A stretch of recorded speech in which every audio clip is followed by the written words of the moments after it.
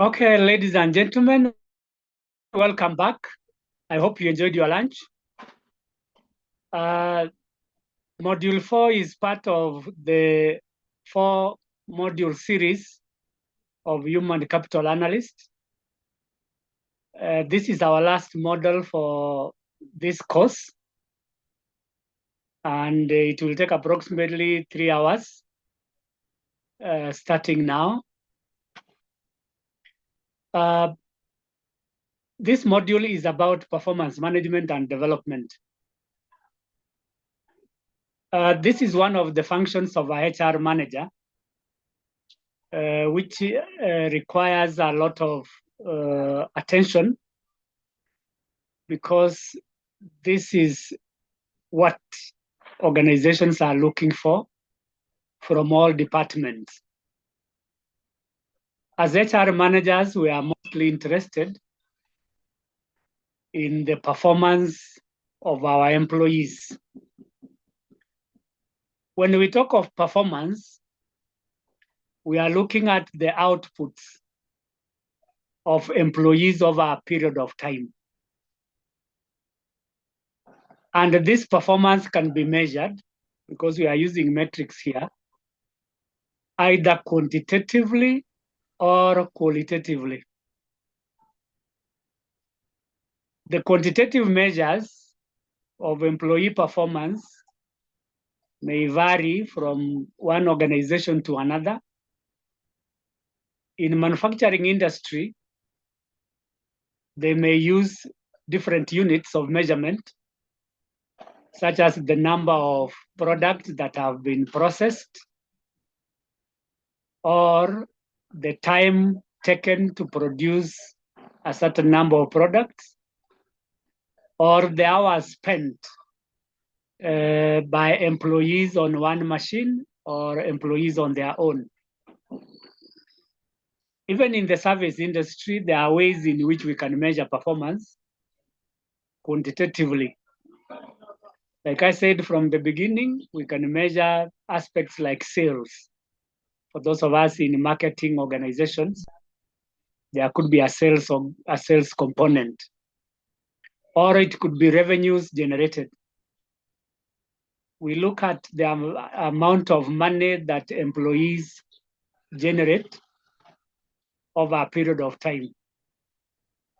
Or alternatively, if you can't measure in terms of time and revenues, it could be in terms of the numbers of customers served over the period of time, either within a day, a week, or a month.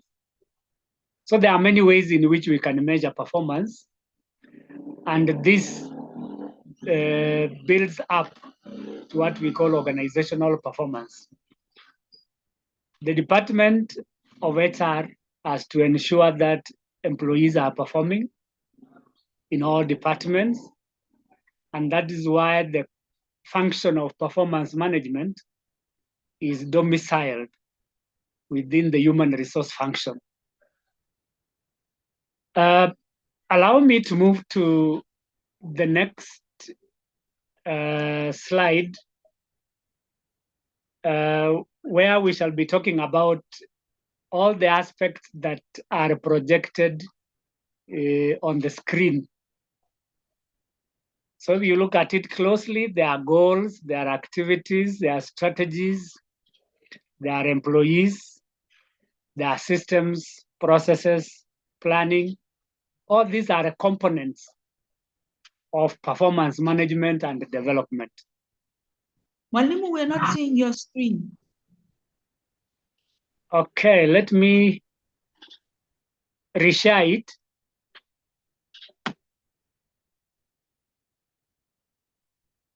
So as I share the screen, I hope you'll be able to see. I was saying that all the aspects that I've projected there are a part of what we shall be discussing throughout this session. And as it were, employee performance management is one of the functions of HR managers. I guess you can see it now. Virginia, can you see it? What we're seeing is the first page where it is written module performance management and development. Oh, can you see it now? If I may, can you see it now? Yes, I can see it now. Thank you very much. So this is what we are going to discuss this afternoon, starting with the concept of performance management. And then secondly, we shall be looking at the metrics for measuring performance, including KPIs. Thirdly is learning and development.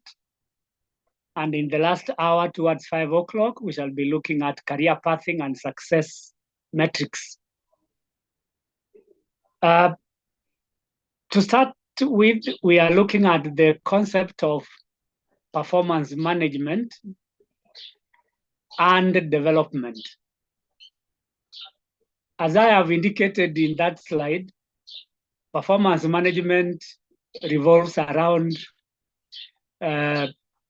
evaluating, managing, and developing employees for purposes of improving their performance and also contributing to organizational success. Evaluation is what we shall be doing as HR capital analysts, because through evaluation, we are able to measure the output of employees. Speaking of managing, we are talking of planning, organizing, directing, and controlling the activities of employees. Particularly, two aspects come out when we are talking about management. One is planning, and the end of it is the control process. So we must plan and control performance management in our organization. Planning involves developing goals, identifying resources and allocating them, and also establishing the timelines for this process. And at the end of it, we must monitor and control what the employees are doing. Hence the concept of managing. On developing, we are looking at ways of improving the skills, knowledge, and abilities of our employees. So to develop means to expand or to make grow. To expand the skills and knowledge of employees, there are several things that we will do. And there is a whole subsection on employee development and the strategies we can do to develop them. In my next slide, I am projecting the objectives of performance management and development. The first objective is alignment. That in everything we do in the HR function, they should be aligned with the corporate objectives. Where alignment means that we link the activity of performance management to the corporate objectives. This means that whatever we are doing in performance management should help in achieving the strategic objectives of our organization. For instance, if one of the objectives of our organization is to increase revenues by 10%, then in performance management, we should be looking at how we can increase revenue by that percentage. And that means that we shall set very high standards and targets, which should be achieved within that period of time. So those targets could be increased revenues if we are in marketing or in manufacturing, so that we can achieve the corporate objective of 10%. So one objective is to align performance management and development to those corporate objectives. The second objective is to develop employees. As we have indicated before in our previous modules, there is need for continuous development of the employees. And this speaks to a number of issues that we have discussed. One is career development, which requires continuous growth. Two is talent pipelines, which again requires employees to develop their skills. And three, succession management, where we continuously prepare lower level employees for senior positions. So development is a key objective when we talk of performance management and development. The third objective is feedback, that employees require to get information about how well they are doing. That when employees are aware of their performance, they are able to identify three key aspects. One is their current level of performance. Two, their areas of strength and weakness. And three, the gaps, if any, that needs to be bridged. So feedback is important for individual employees if they have to continuously improve their performance. The fourth objective is recognition, that as part of the performance management process, we need to award employees who are doing well. So these rewards, as we mentioned earlier in the morning, could be financial and non-financial. The intention of these rewards is to motivate employees. One, to ensure that they continuously perform well. And two, that they stay in the organization for a longer time. And therefore, recognition is one of the strategies that organizations use to retain and improve employee performance.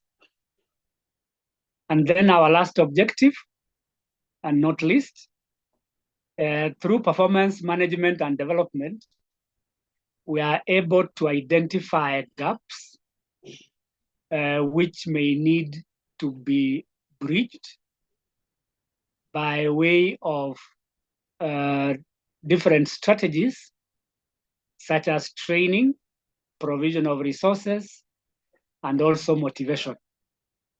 So these are the 5 basic objectives of this topic that we are discussing this afternoon. I'm not by any chance saying that these are the only objectives, but there are many more. But these 5 ones come out clearly as the key ones in performance management and development. On the screen there, I've also included planning, where planning means establishing in advance the objectives, roles, and responsibilities in the performance management process. And lastly, performance appraisal, which is part of performance management, because performance management is a broader process and a continuous compared to performance appraisal. Performance appraisal is time limited, just like we do in projects. So we have a specific beginning and a specific end period. So in performance appraisal, we shall be using different methods, such as 360-degree feedback, where everybody appraises everybody, self-assessment, and this is the most common, and I've mentioned it earlier on, and the manager evaluations, which we call downward appraisal. So a number of these can be used to give us data on the basis of which we may want to improve in performance, develop careers of people, and also achieve corporate goals and objectives including the mission and vision. So performance appraisal is an important process which falls under performance management. In my next slide, there is development planning and continuous feedback, which I've already talked about. But specifically in development planning, we focus on creating personalized development plans. These are individual development plans that we create at a personal level, which help us to focus on the key areas in our job descriptions, particularly where skills and knowledge are needed. So at the individual level, we have our own personal development plans, which relate to training and development, as well as career planning. And then lastly, there is need for continuous feedback, where employees obtain or are given feedback in real time. I'm talking of real time intentionally because in modern organizations, we are probably using what we call dashboards. This is a system into which we can feed information or data, and our colleagues, managers, and other team members are able to see what is going on in real time or as things are happening, so that we don't have to wait until the end of a given year or period like quarter or half year in order to give feedback. The danger of waiting for such a long time is that, one, things might have gone wrong and they may be difficult to reverse if it takes a long time.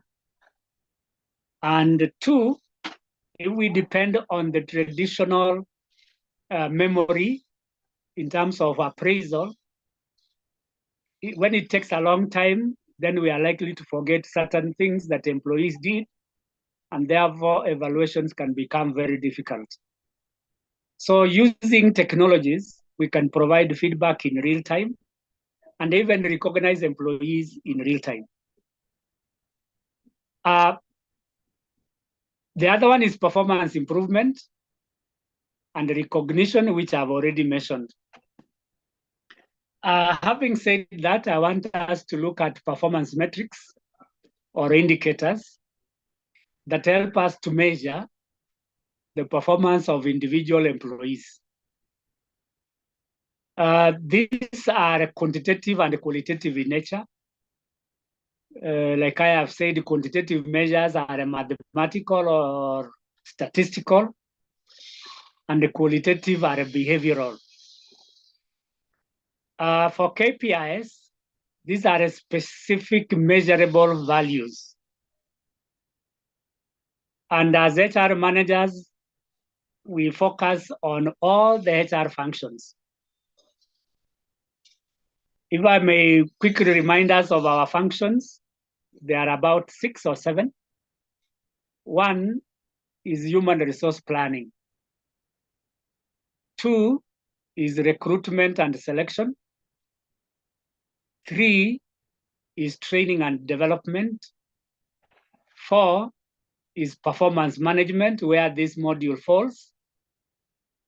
5 is employee relations. 6 is occupational health and safety, which is highly regulated. And number 7 is health and safety. In all these functions, we can develop specific measurable values, which we have called KPIs. Let me pick an aspect like health and safety. There are a number of aspects that we can measure to determine our success or failure in that function. Number one is the number of accidents that take place in our organizations.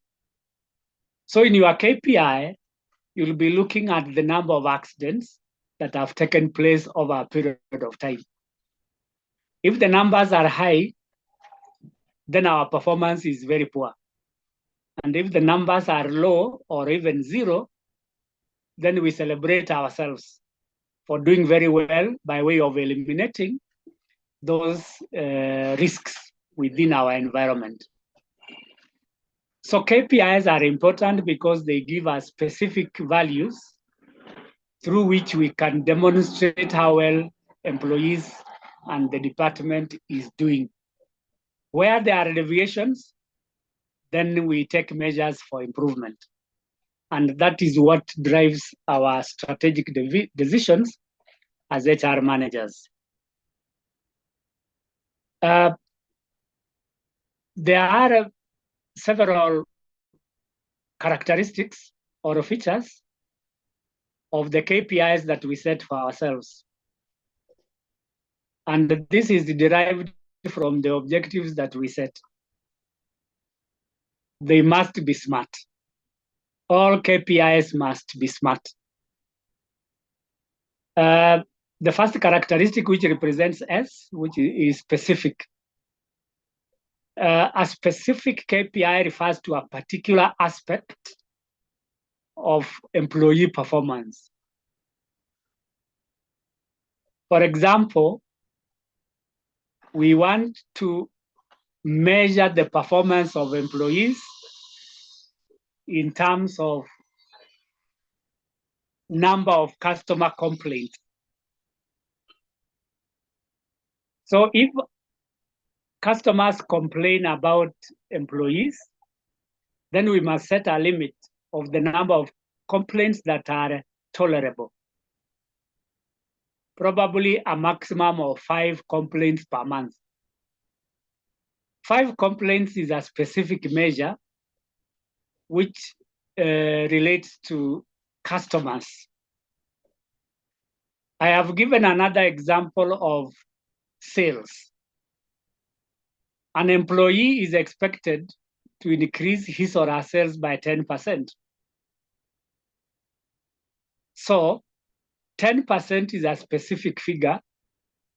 And then when we are measuring his or her performance, then we should be looking at whether or not they have achieved the 10% improvement. So we are saying that a specific aspect relates to a particular area of focus which we are trying to measure. Therefore, when we are setting our KPIs, let them be as specific as possible so that it makes it easier for us to measure the performance of that employee. The second characteristic is measurability.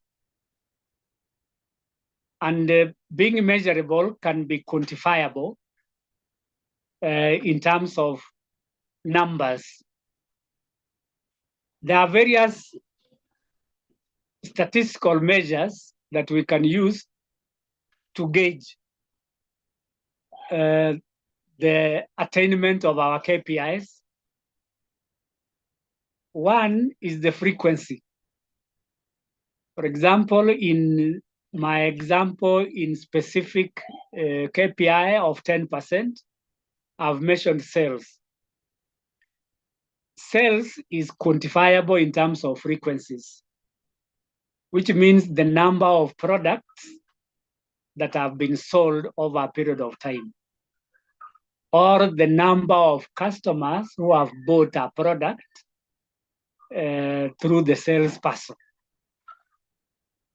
In that measurable example, I've given number of clients acquired, and this is commonly done especially in organizations that employ workers on commission basis.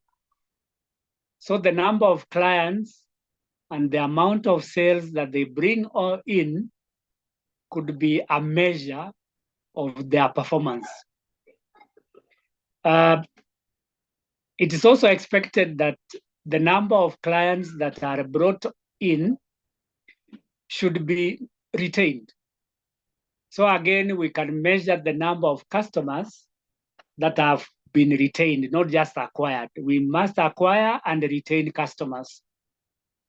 The more our customers are retained, then the more the repeat purchases they make, and then that allows sustainability of organizations. Thirdly, a KPI must be achievable. Achievable in the sense that the resources that are available are able to support its achievement.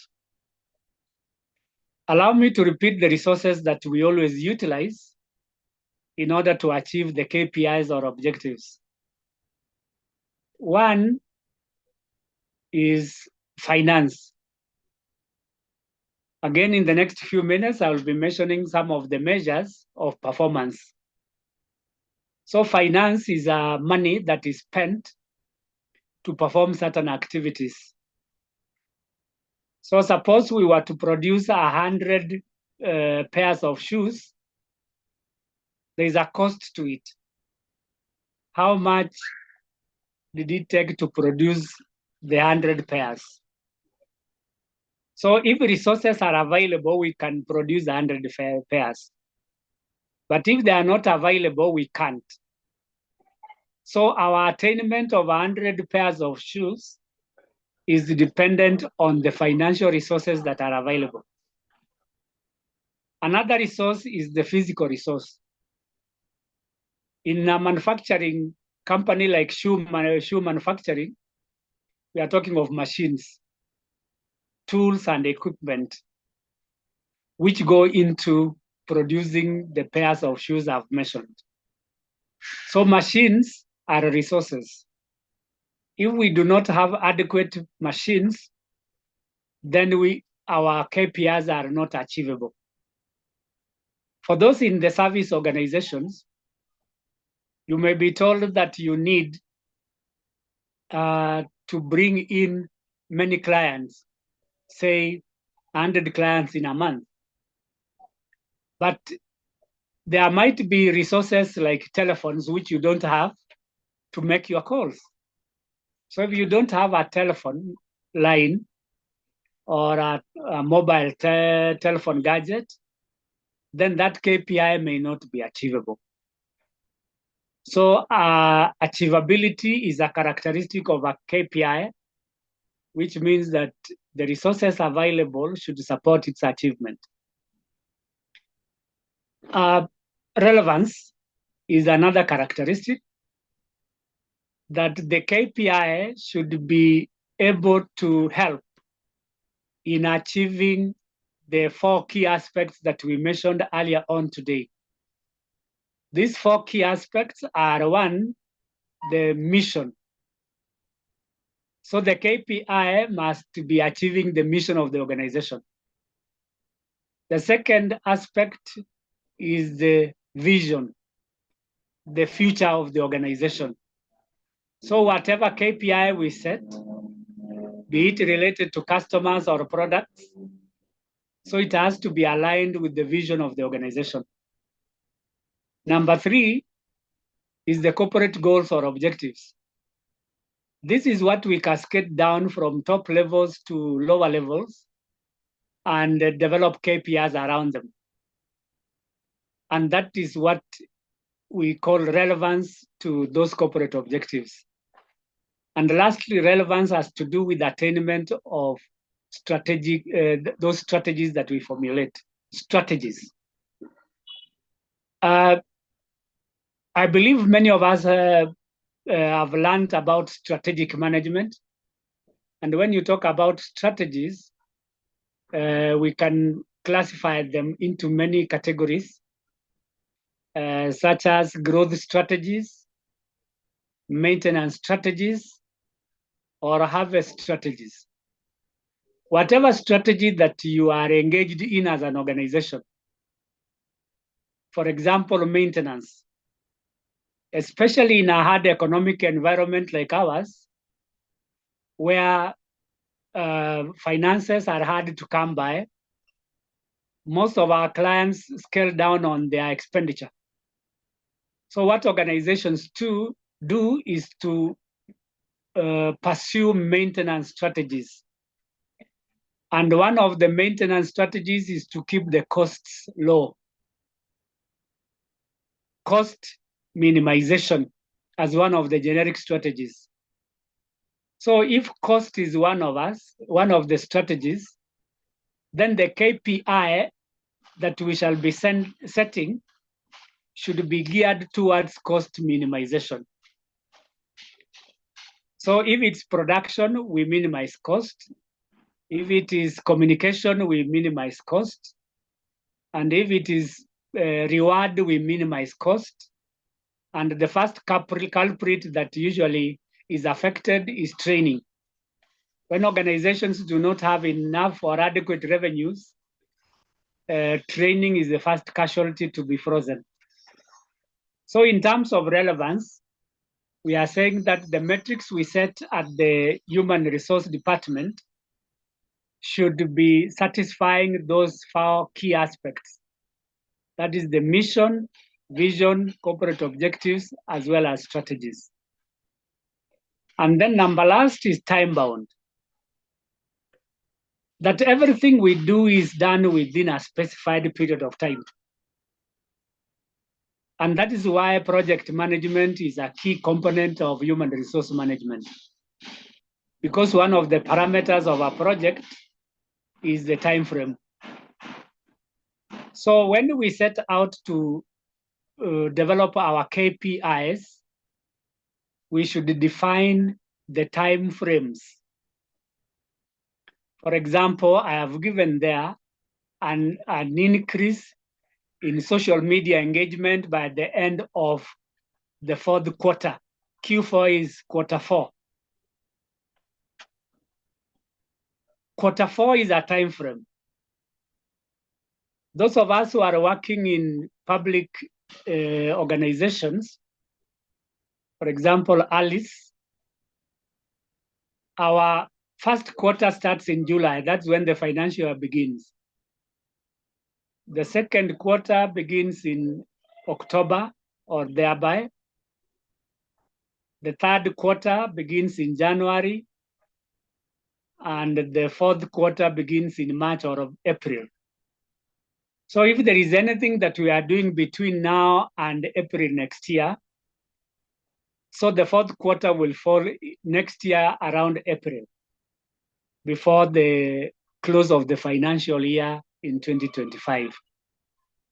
So social media engagement will be measured at the end of quarter 4, which is around June 31st or 27th.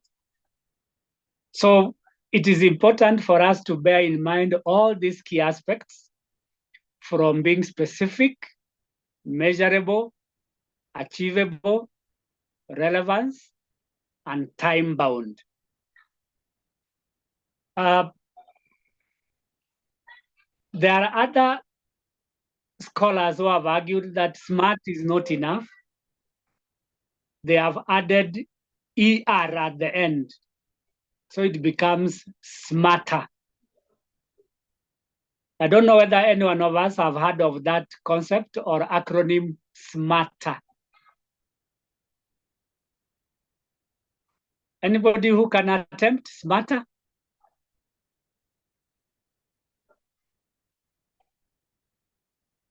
I'm looking for the acronyms at the end, E and R, SMARTER.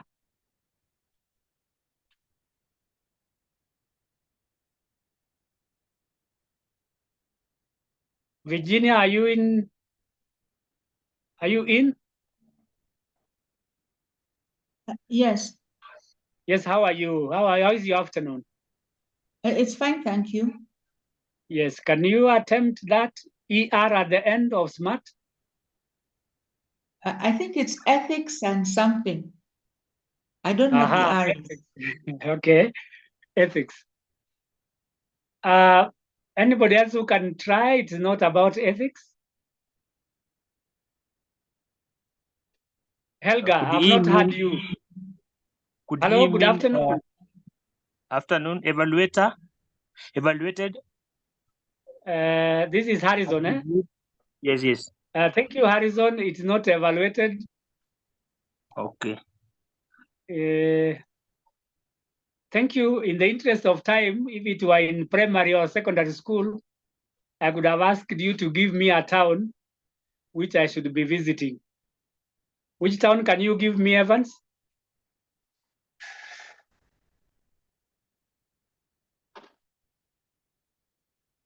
Evans is not around. Virginia? Virginia, Mombasa. yes. Virginia. Mombasa. Mombasa. Mombasa. Are you in Mombasa, Virginia? No, I'm in Nairobi. Okay. Yeah, Mombasa is a good town or city, so to speak. It has all the entertainment facilities and recreation. I've been to Mombasa several times. Is it environment? Is it environment? Yes, that's a good attempt. It is not environment. Okay. But let me accept Mombasa as a town that I should be visiting very often. I went to Mombasa na watu wa Mombasa wakasalamia sana, hamjambo. Hatujambo. So the E stands for extending. Extending. What does that mean? That the KPIs should be challenging enough. Challenge. All of us could feel challenged if our KPIs required more effort, more resources perhaps, more networks, more skills and more knowledge, which means that people have to read around that KPI. So a challenging KPI is what we are looking for, and that is extending. Because we have talked about relevance, the last R is realistic. That it should be attained within a specific period of time and within the resource limitations. So it should be smarter. I guess that is clear. Here we are still on performance metrics because our topic is performance management and development. So how do we measure performance? There are various KPIs that we can use to measure performance. And the first one on the slide is financial metrics. Before I even go to the financial customer metrics and the other one is operations metrics and employees, if I may ask, is there any of us working in an organization where you have used the balanced scorecard approach? Any volunteer?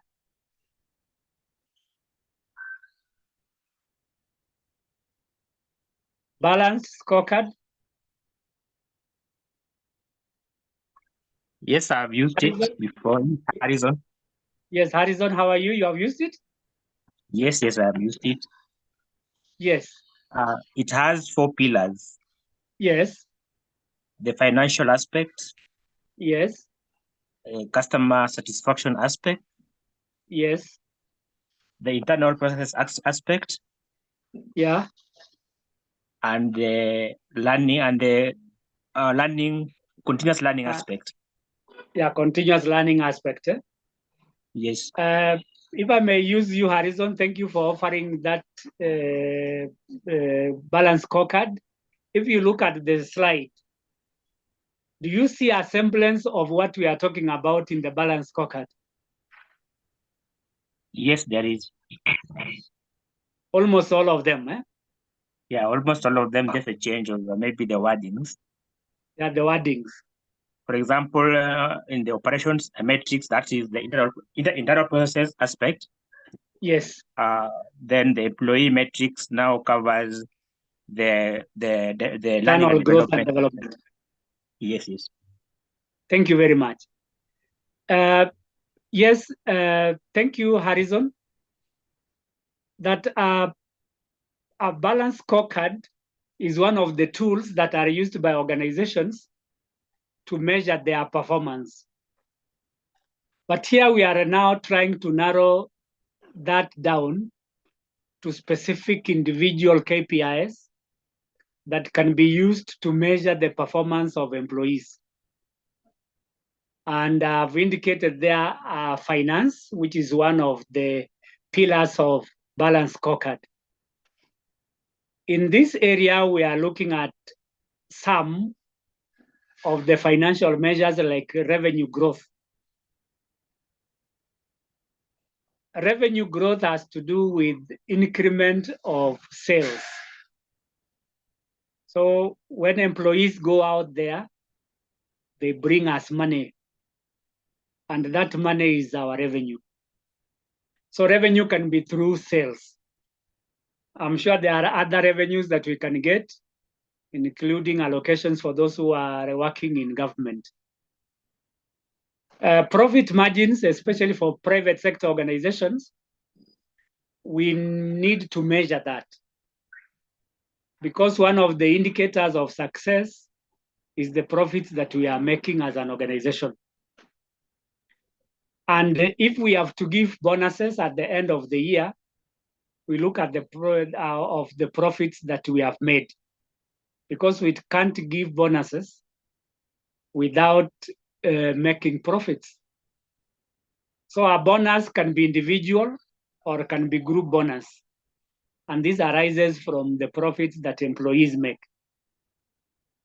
Return on investment is what we generate from our investments. And as I will show under development, there is a need to measure our investment in training and development. And I will mention some of the specific aspects that we shall be measuring in training and development. And then lastly is the cost aspect. How much are we spending? In an organization like today, organizations are trying to cut costs. So the cost of production should be lower. There are various strategies that organizations use to cut costs. One is to automate their processes. Number two is to reduce their workforce. And number three is to employ only qualified people, because it's assumed that qualified people are likely to reduce waste, especially of materials, which could be costly to an organization. The second aspect of performance measures is customer metrics. Harrison has given us an indication of customer satisfaction, where we are looking at the level of contentment of our customers with our products. The products of an organization are usually two. One is goods, physical goods. And the second is services, which are intangible. So those two products could be the sources of satisfaction for customers. For instance, quality service delivery can make customers happy. And a quality service is one that is timely. Secondly, it is one that satisfies a need. And thirdly is one that makes a customer happy. The same with goods. Goods are tangible, and there are about 5 measures of quality in terms of goods. For example, reliability, durability, aesthetic effect, performance, and functionality. So those are 5 measures of quality when it comes to physical goods. So customers are happy when these quality aspects are injected into our products. So when we are measuring customer metrics, is how happy the customers are with our products.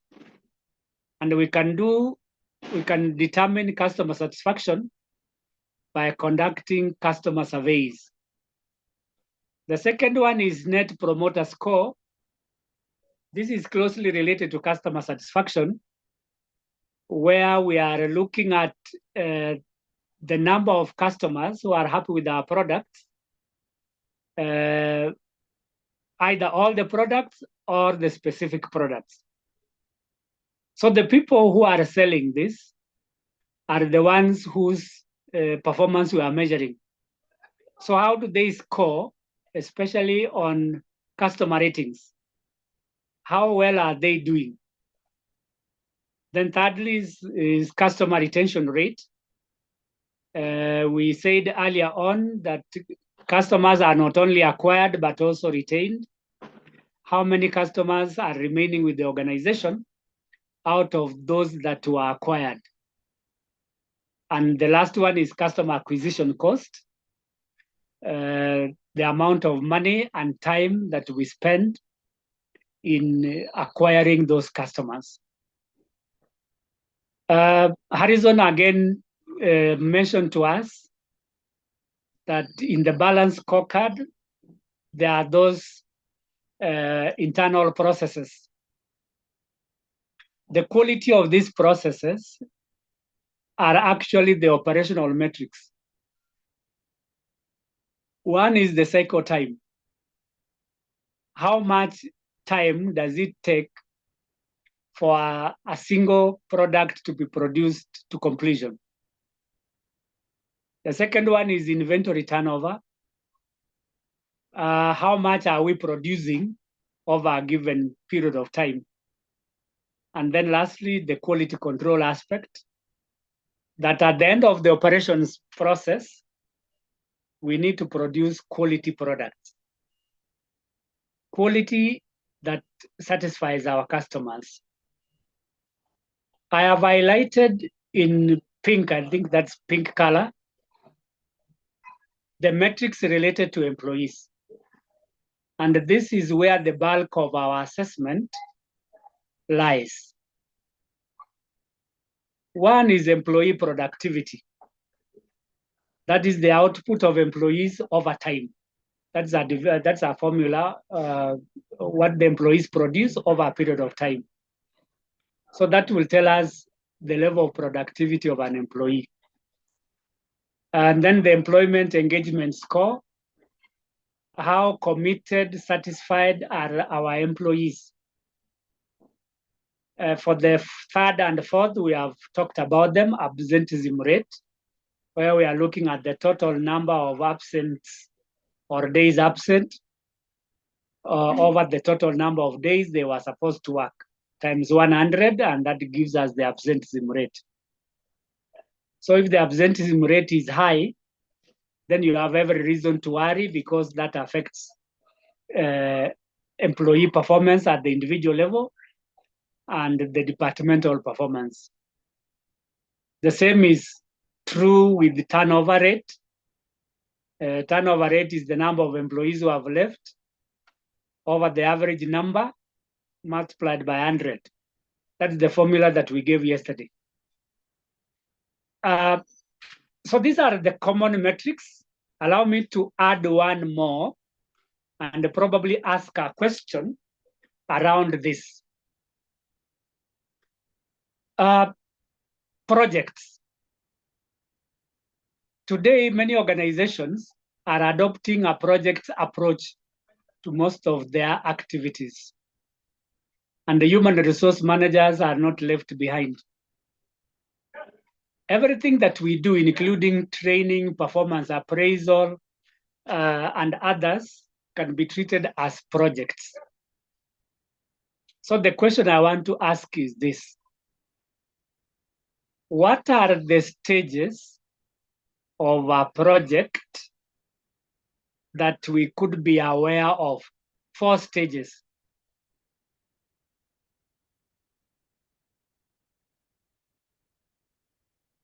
Anybody who has done project management?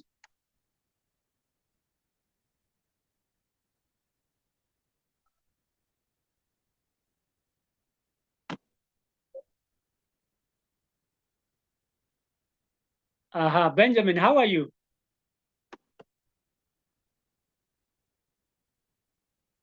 Fine, Mwalimu. How is your afternoon? Afternoon is good, it's fine, it's well. We are okay, yeah. Yes, you told me that you have a project. Sorry, Eh? go on. I am telling you, I'm following it from the office. That's why sometimes one or two things comes around here. Yeah, it's allowed. You told me that you have a project that you are running in the form of animal farming. Yes. So what are the stages of this project, if I may ask? One, you need to conceptualize the idea. Yes. That now you want to do a dairy farming, for example. Yes. Then at least you do the projection in terms of the budget. How much do you want to spend? Yes. And then you see also the source of materials, or the source of the food, or the feeds. Where are you going to get it from? And then also the labor who are going to help you, who are these people that are going to do the job, among other factors. Yeah, that's very correct. And I'm happy that you have started us off very well. Ideally, there are 4 stages in any project, including the animal farming. One, as Benjamin has said, is project initiation and conceptualization. At this stage, you identify key aspects related to the project. If I may mention, I may mention 3. One is the problem that you want to solve with the project, and that is the need of the project. In a human resource environment, you are looking at recruitment and selection. So if that is your project, the question you should ask yourself, what is the need for recruitment and selection? The second aspect under initiation, which is the first stage, is the objective. So what objectives are you going to achieve with the recruitment and selection? And 3, another aspect that you need to consider is the feasibility study. How possible is it that you are going to undertake a recruitment and selection process? So that is one stage, which we have called project initiation and conceptualization.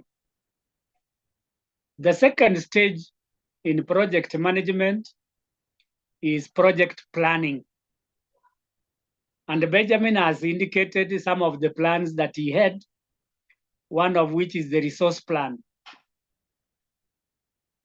The food that is required for these animals, the money that will be used. So in recruitment and selection, as our example, when you are planning, you are looking at the resources. How much do you need? And then you create a budget out of it. Then you create a communications plan. And thirdly, you create a time plan.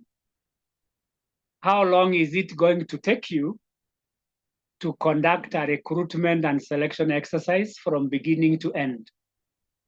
So that is the second stage, which is called planning.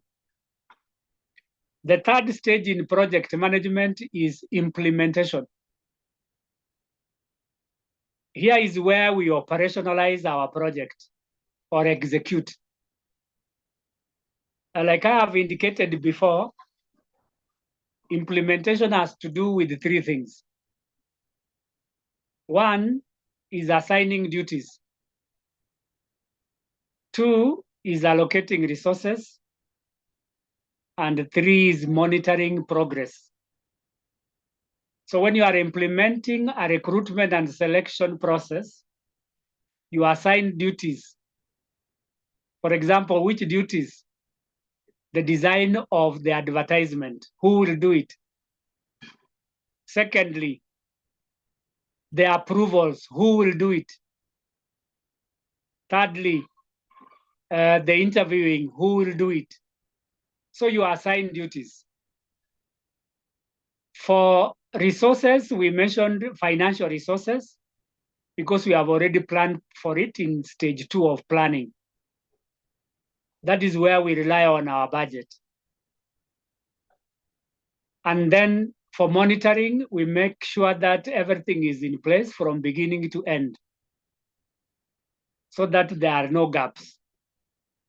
So monitoring is a continuous process that never comes to an end. And that is why we always talk of continuous monitoring and evaluation. Stage 4 of our project is evaluation and review. We are looking back at what has happened, how it happened, where and when. So we go back to the beginning with our project initiation and conceptualization. Has the need been established? Has the need been satisfied? So you evaluate the need from the beginning. Have you accomplished the objective of recruitment? And then you go to the second stage of planning. You planned for various things, resources, budgets, and time. Was this done on time and within budget? So those are the 4 stages in project management, whether you are doing training, you are doing even a human capital analysis, because you cannot be doing it forever, though it should be a continuous process. In projects, there are several parameters which I have mentioned. Parameters are areas of measurement. And some of the parameters in project management include the following. 1, resources. 2, quality. 3, time. And 4, process, the quality of our process. So in anything that we do in human resource management, whether it's recruitment, performance appraisal, or training, we should keep in mind some of these parameters. And these become our metrics for measurement in a project perspective. So I believe that is clear. Sorry for taking your time, especially for those of us who have already done project management. I want us to move to the next slide. And these are the requirements for effective performance management and development. The prerequisites. I've given 3 main ones.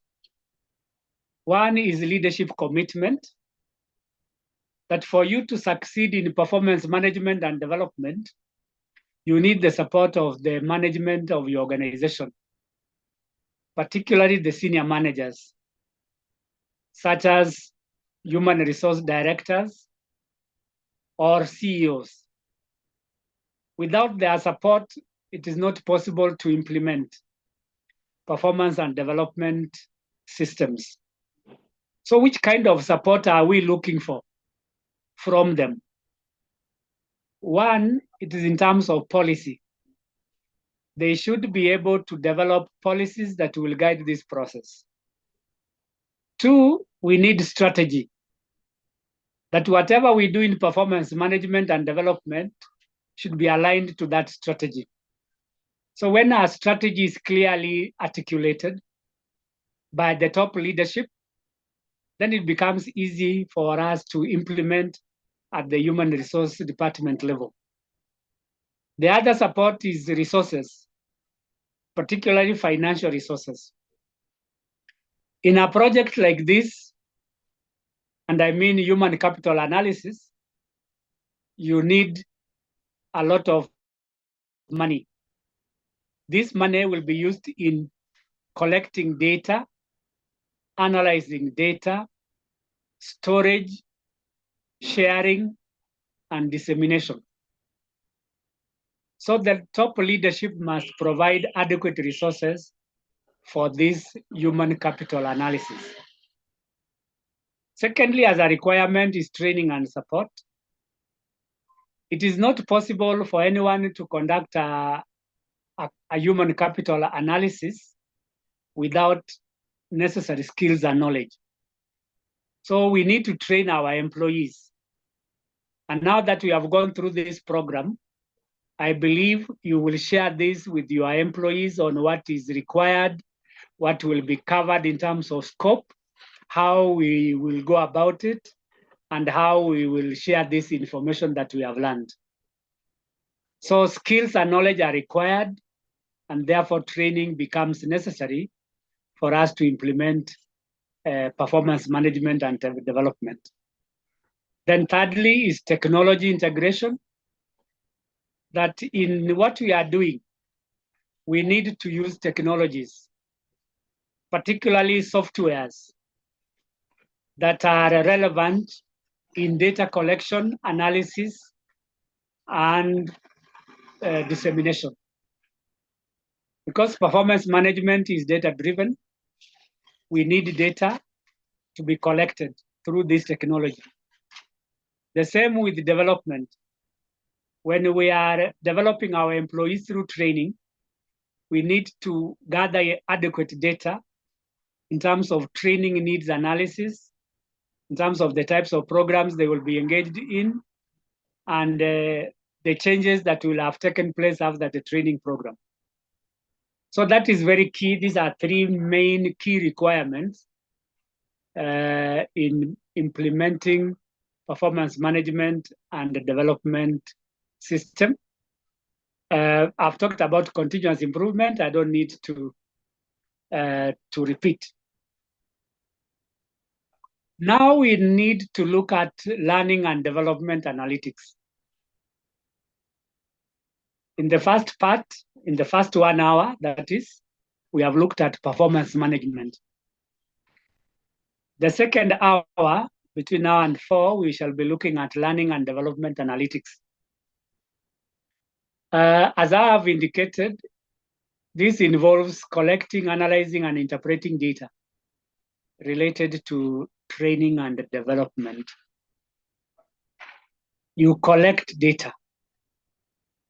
Yesterday, for those of us who are in class, we said that there are various ways of data collection. One, through observation. Through interviews. 3, through questionnaires or surveys. And 4, through focus groups. So data related to learning and development can be collected in those 2, rather 4 ways or even more. Then analysis. When we are analyzing data, we need to group or arrange the data in logical sets. And this logical sets goes back to what we mentioned earlier on in terms of segmentation. So we segment our data probably in terms of demographics.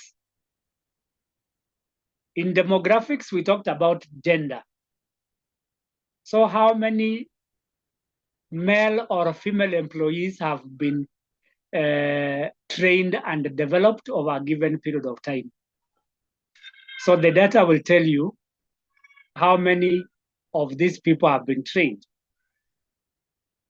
The other aspect of analysis is identifying trends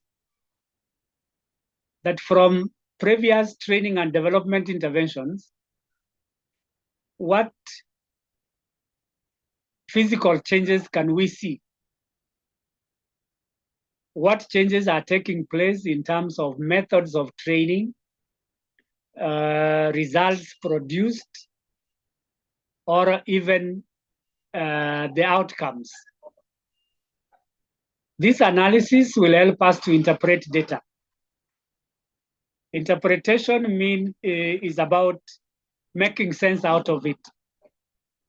For instance, you have trained 10 male employees and only 1 female employee has been trained. What is the interpretation of this data? It means that we have not achieved the 2/3 gender rule in our development and learning process. And from this interpretation, we can make recommendations that there is need to comply with the 2/3 gender rule, especially for those of us who are working in government. Meaning that gender representation in everything that we do is very important. So that is one area that we are going to look at in terms of analytics. What are the key components of analyzing L&D, that is learning and development? This is training effectiveness, where we are measuring the impact of our training programs. Allow me to use a model that was developed by a scholar called Kirkpatrick. Kirkpatrick developed a model of assessing and implementing the learning and development component.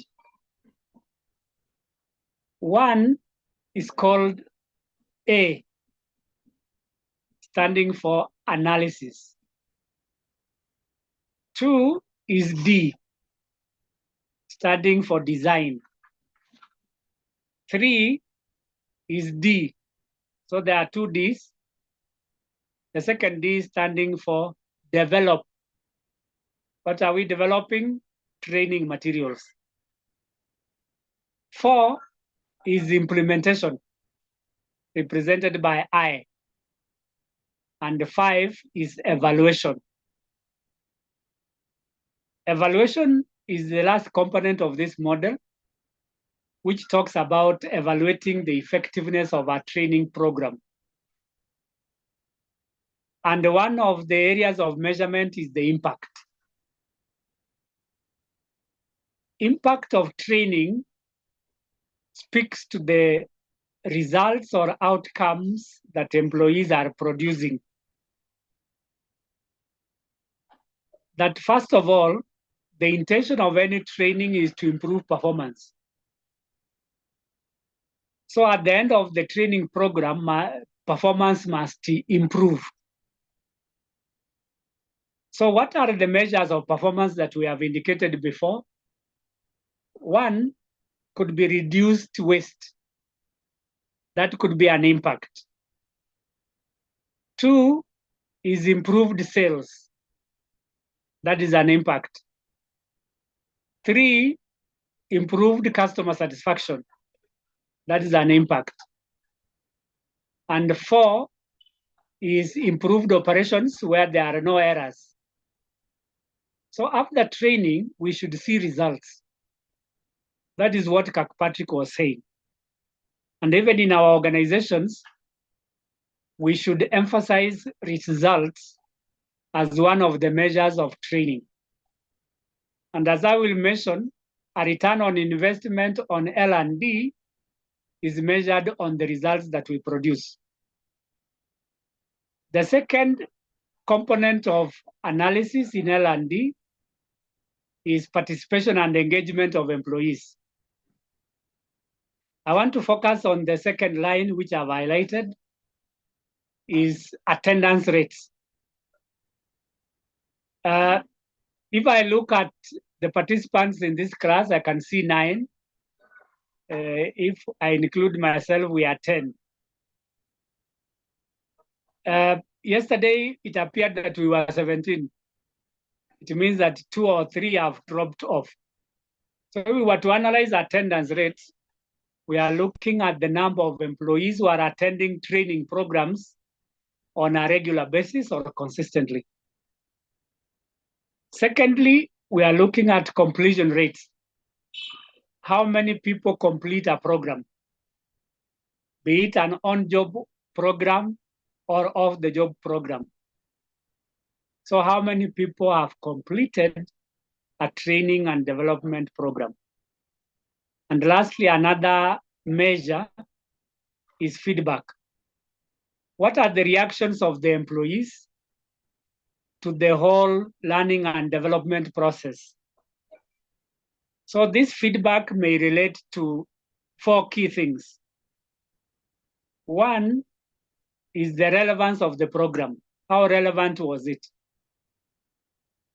2 is the training environment. How conducive was it? 3 is the way the program was delivered.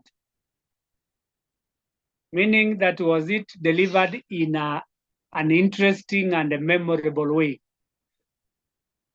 And probably towards the end of this program, I will ask you whether Ondari here has delivered this program in an interesting way.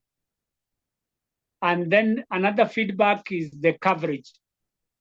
Were we able to cover the content of the training within the period of time? So those are important feedbacks that we need to get.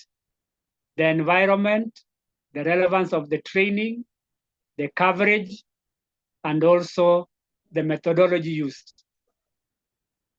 And then another key component is learning outcomes. This is where we are assessing the knowledge, skills, and competencies acquired during the training. And this can be established by assigning employees duties after the training. Those who have acquired the right skills are able to perform. And those who have not are likely to fail. So one of the ways of measuring the effectiveness of a training program is the skills and knowledge acquired.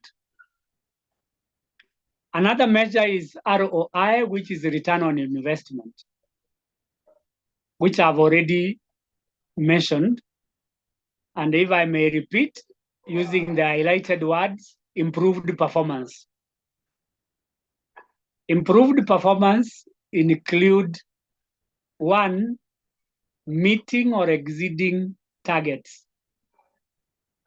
2, producing quality work. 3, delivering results within a specified period of time.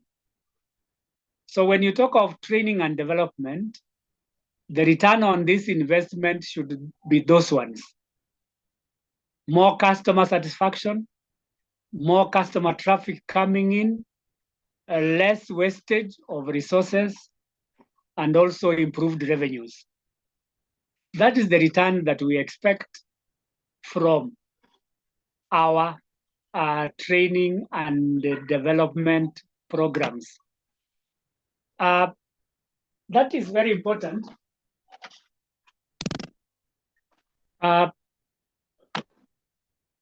Because there is no way we can invest so much in training and yet we don't have nothing to show for it. So the only way we can show that our training has been effective is the returns.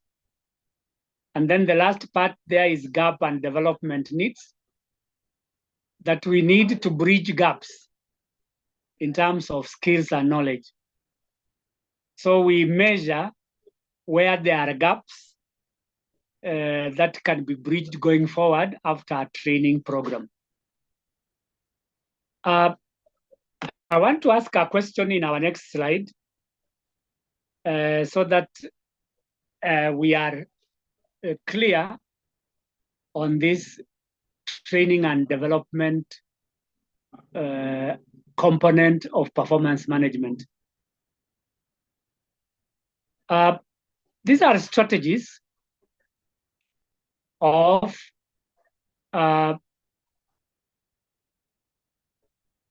learning and development in organizations, one of which is leadership development. I have highlighted there intentionally development programs. I want us to react to this question. What are the leadership development programs that we can put in place to enable our managers to acquire new skills and knowledge? Development programs. What are these development programs? Just 3 examples and we shall move on.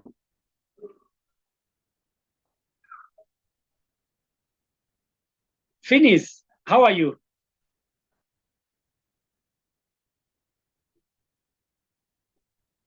Is Finis on the line?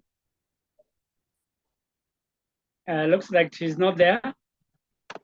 The others have spoken. Rose, if you could kindly talk about this.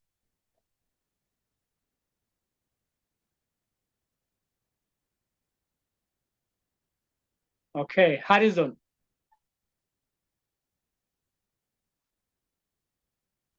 I think we could start by maybe assessing the training needs of the leaders.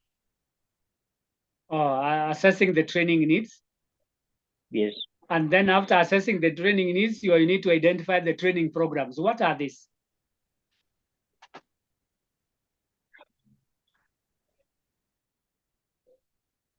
Leadership development. What are these leadership development programs? We have mentioned them before. Probably we have forgotten. Allow me to assist because of time. Number 1 is mentorship.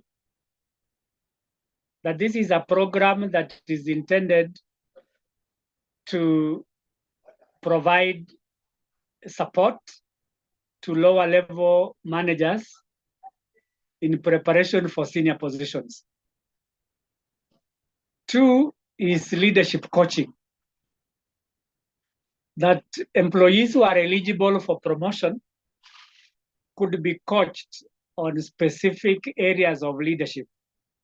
For example, decision making. So they are coached on how to make informed decisions. Number 3 is role playing. That managers are put in the positions of other senior managers and their performance is assessed. So role playing is a key program that we can put in place to develop our managers. Other methods include delegation of duties so that junior managers can start learning on how to make decisions related to higher positions. And also we can do temporary promotions where people are promoted to acting positions so that they can learn from their seniors. And there are many other management development programs that we can put in place, but those are just a few. So thank you very much, Harrison, for your contribution. Another strategy is technical and functional skills training, where we are providing our employees with skills related to their areas of expertise or specialization. Since yesterday, I've been mentioning various specializations in organizations, some of which include finance. Another one is marketing. Another one is public relations and communication. Another one could be ICT. And to us is HRM. We can't forget talking about HR. It's a technical area. Not everybody can perform HR functions. So as a strategy, we need to equip our employees with technical skills for them to function effectively. For HR managers,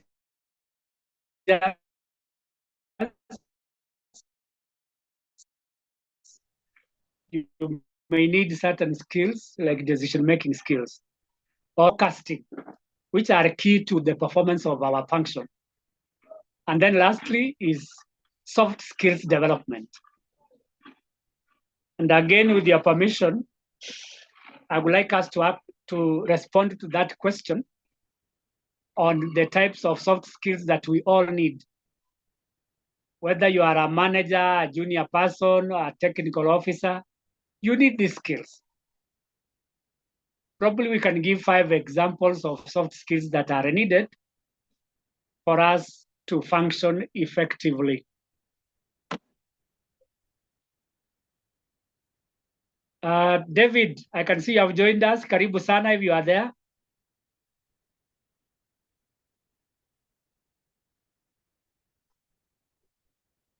David, can you hear me?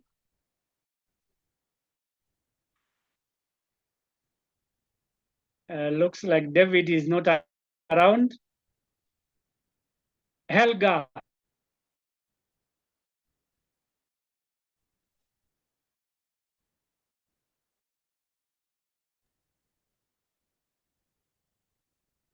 Looks like Helga is not most active participants in this group. Rose, how are you?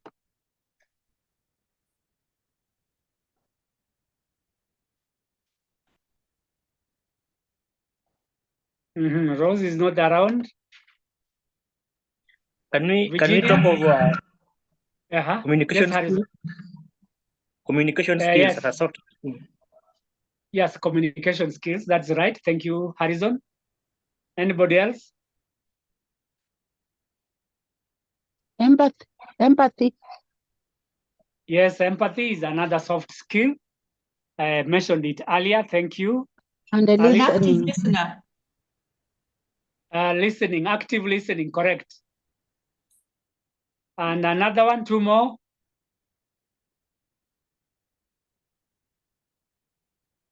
Proactivity. Proactivity. Yes, there are some of us who are proactive. Others react. Okay, I can add 2 more. One is being a team player. This is one of the key aspects in any organization, especially when we want to achieve better.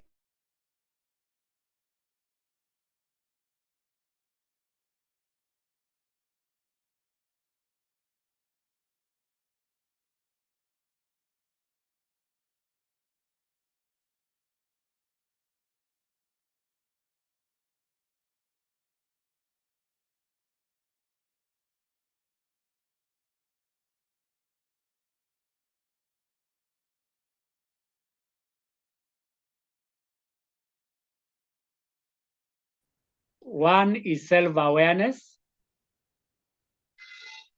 Second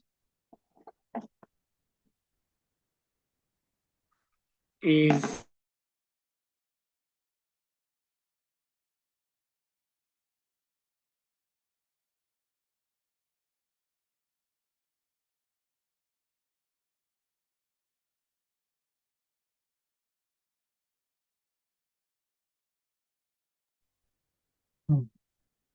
Did he just drop off?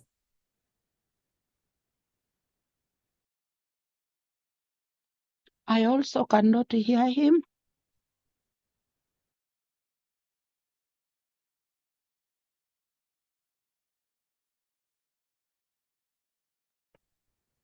Mwalimu, we can't hear you. sorry, there seems to have been a disconnection somewhere. Hello, can you now hear me? Alice, can you hear me? Now I can hear you, but for a while I could not hear you about 1-2 minutes. Okay, sorry for that. I think there was a network problem. Let me reshare the slides so that we can see.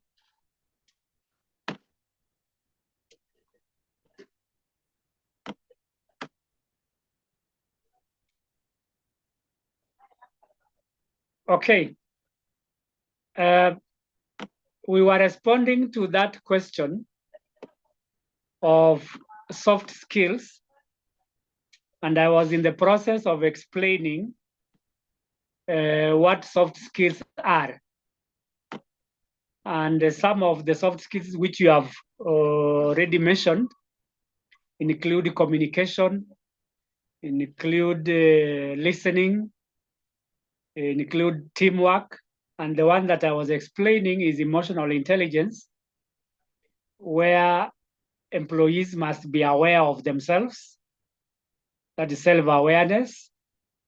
Secondly, self-management, where we are able to manage our emotions of anger, frustration, or even sadness by way of taking a walk if possible. Thirdly is the social awareness. And the last one in emotional intelligence is social management. Are we able to manage the emotions of others? This is a whole topic that people, not topic actually, a whole program that can take days for us to cover. But for now, I'm saying that there are those soft skills which are important in developing employees. So we need to equip our employees with soft skills in order for them to become effective in their work. The next one, sorry for that, let me go very quickly. I wanted to put it in slide mode. If you can allow me 1 minute, I should be there. So soft skills are very key in ensuring that employees perform their work well. And for them to acquire those soft skills, there is need for training. So training covers not only the technical skills, but also the softer skills, which we have already mentioned. And I would like us to continue from there. So this is where we are, the soft skills aspect here. The soft skills that we should equip our employees with. Unless there is a question on that, I want us to move to the next slide. And that is career pathing and development, which is part of the strategies. So career pathing, I will skip that because there is a topic on that or an area of discussion. I will talk about employee involvement, which is a strategy of what we are doing here. That is learning and development. So we are talking about employee involvement. That we need to involve our employees in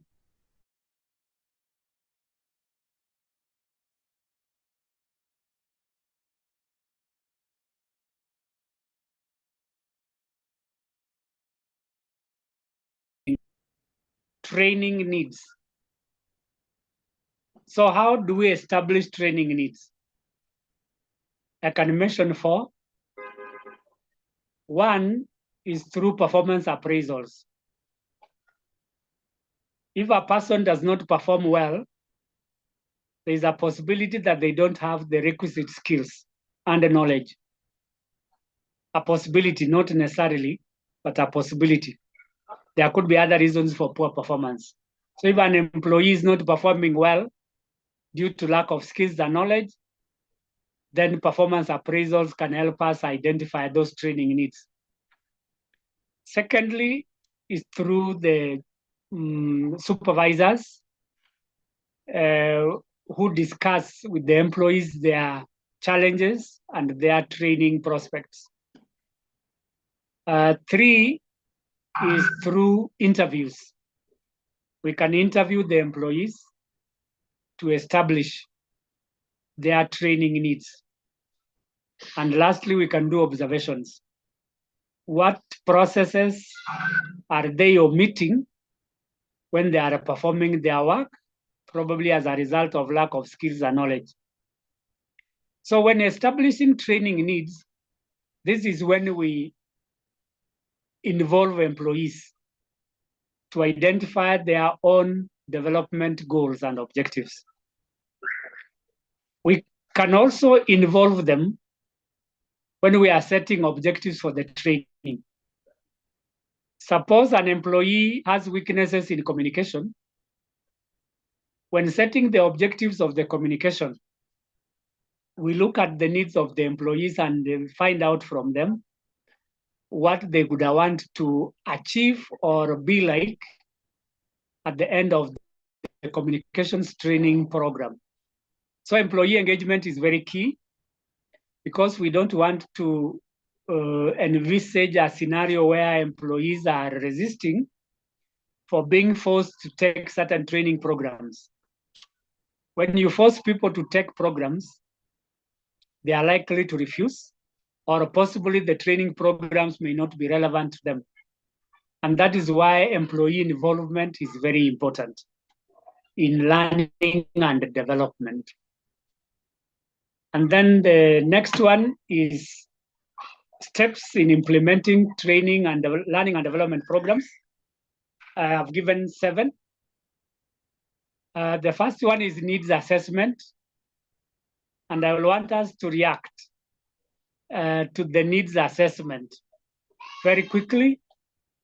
The question is this: what are the indicators of a training need? Performance. Indicators of a training need. What can tell you? Sorry, performance? Performance. Yes, this is Helga. How are you, Helga? I'm good. Thank you. Performance. Can you please give us a specific aspect of performance? Give us a specific aspect of performance, which can be an indicator of a training need.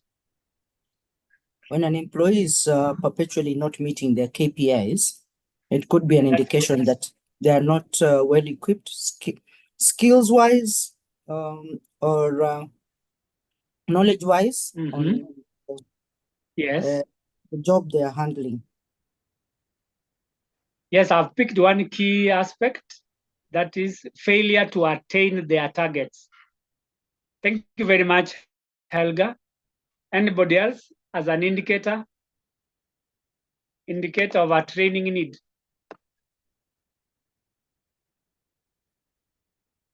Evans?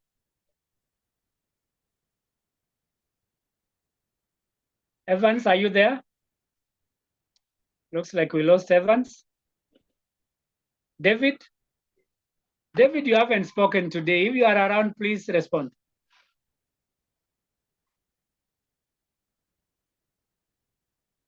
Okay, looks like when the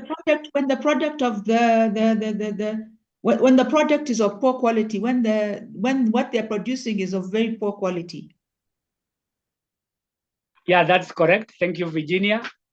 That if employees are not producing quality goods or products, that could be an indication of a training need. Can I also? I could mention two more in addition to what the other participants have said. Yes, you can. Go on. Expansion of role or additional responsibilities. The employee should be trained. Yes, additional responsibilities. That is correct. If I may expand what Helga has said.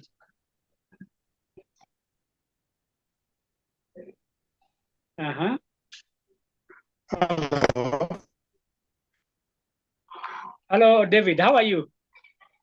Fine. How are you? Sorry, your line is breaking.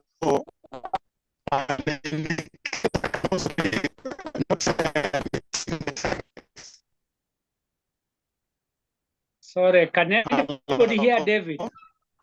Hello, David. Hello, David, go on if you can hear me. It is when the targets are not met. Hello. Looks like your network is not very, hello? Yeah, when Your targets network are is not a bit, met. Okay, thank you. looks like your network is not very clear. I wanted to add two more in the interest of time so that we can start our members' day. We have about 1 hour to go.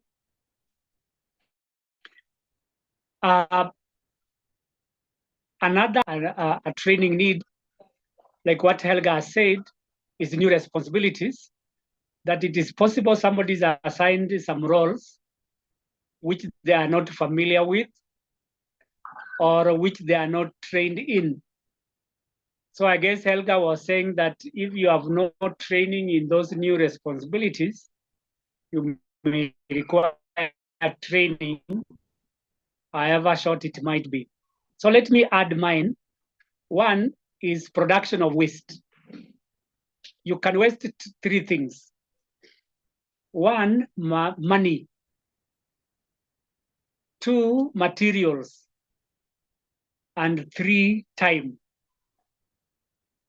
If I may start with time, people who spend a lot of time working on an assignment could be wasting time. And this wastage could affect the performance of other employees, especially when we are working in a conveyor belt kind of relationship. Therefore, this person needs training on time management. The other waste is money, where people are spending on non-priority aspects, and therefore that becomes expensive to the organization. Another wastage, as I mentioned, is materials. Materials can be metal or woolen or otherwise. If a person is not trained, they are likely to produce waste. So wastage is an indicator of a training need. Secondly, is the emergence of new technology. For example, we are now talking about AI. Not many of our employees can confidently say that they can use AI tools. AI has become as a very important technological tool which helps us to solve problems. For example, ChatGPTs are a form of AI, which is a problem solver. There are other AIs in finance, in marketing, and even in design, which can be used. So in the absence of skills in new technology, then there is a training need. So there are many other training needs that we can identify. Then the second step in implementing L&D is designing the training program. This training program can be on the job or off the job, which include coaching, mentoring, and special assignments, especially for managers. And then another quick question that I want us to answer is this. When designing this training program, what should be included in this program? What aspects should you include in a training program? That's a general question, anybody can answer.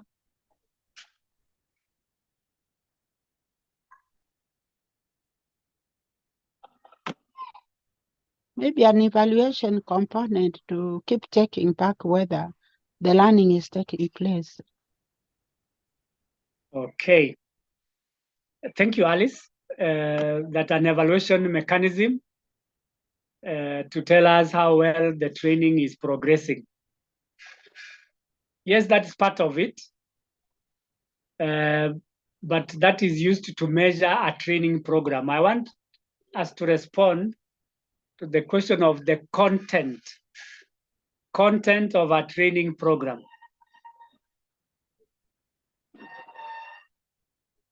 Any training program, have be a it, training material. yes, training materials Maybe or we need to training have a resources.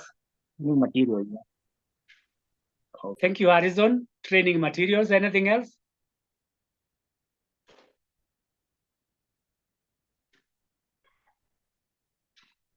Maybe a curriculum to arrange for logical progression of that subject. Yes, that is true. That when you are evaluating training, you should also establish whether there was a training program, including the curriculum that Alice has mentioned. To help us understand the content of our training program, you go to the training needs. What is this that the employees are lacking that you want to bridge through training? So the first thing, like Alice has said, you identify the areas or the topics to be covered in the training program. Topics. If it is communication, for example, the topics to be covered is 1, public speaking, 2, listening, 3, methods of communication, and 4, barriers to training. Those are topics that can be covered in a training program. The second aspect are the objectives to be achieved. So out of these topics, you develop objectives. What is the objective of the training program? Is it to improve personal confidence? Is it to improve customer service delivery? Or is it to improve public speaking? And then another content is the resources which Harrison has mentioned. Content, the resources. What resources will be required in this program? Because the adequacy of these resources will determine the success or failure of that training. So we are talking about learning materials. We are talking about finances to pay the trainers and possibly hiring of learning spaces. Another aspect is the trainers. In the training program, we need the trainers. Trainers like Ondari here, for those of us that do not know me, I'm Andrew Ondari, I'm the trainer. So we need trainers for this communication program if we have chosen it. And then lastly, what are the outcomes from this training? So that when we measure the effectiveness of this training, we are looking at whether or not the outcomes have been achieved. So basically, those are some of the contents that could go into a program that we are designing. And I believe some of us in the human resource function help in the designing of training programs. And as I have indicated, the content of these programs start with topics, then objectives, then resources, then trainers, then outcomes. You can do that in a matrix form using a table.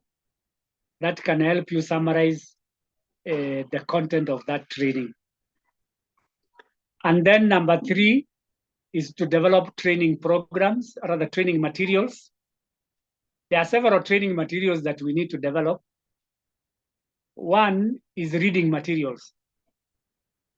2 is PowerPoint projectors like the one that I have here for us to see.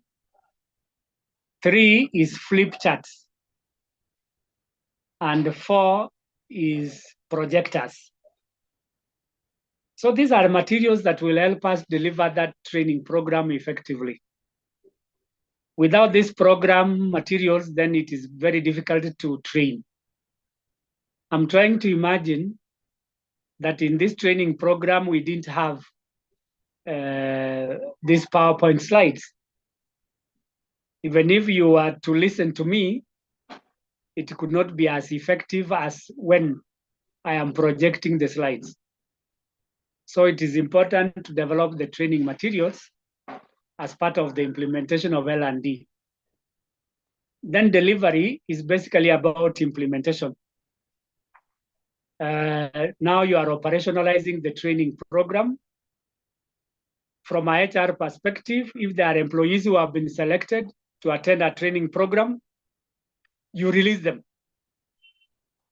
So the first part of us as HR is to release employees to attend the training program. 2 is allocate those resources that are required. If you are doing it on the job, you can allocate an office or a conference room. If it's flip charts, you need to buy them, and that's why you needed to budget for this. And then allow the training to start. If there is any commissioning to be done, you commission the training. And usually that is part of our HR function to ensure that the training has started on time as scheduled. Where you can appear and encourage the learners to acquire as much as possible and also enjoy themselves, so that when they come back to the organization, they are well equipped with the new skills and knowledge. Then the fifth step is evaluation.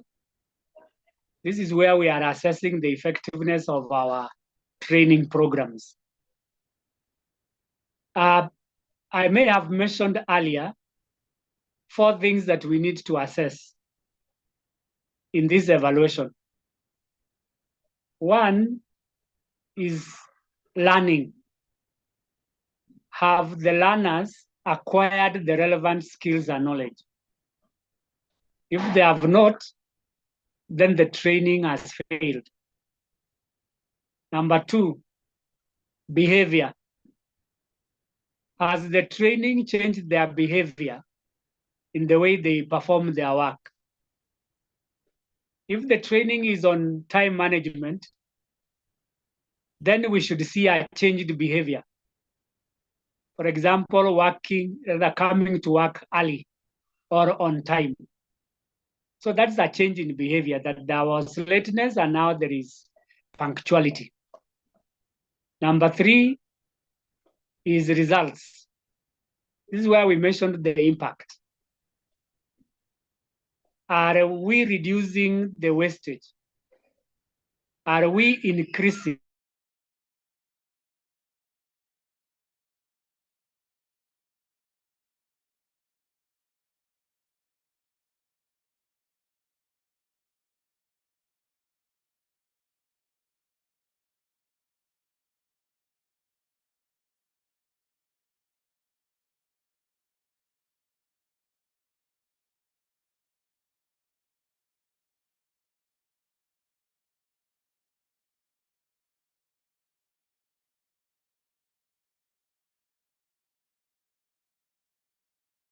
You Abu, can you now hear me? Sorry, there is a network breakdown here. Alice, can you hear me? Benjamin, Harrison? Now I can hear you, but for a while I did not hear what you were saying. Just before you asked me whether I could hear you, I was not hearing anything.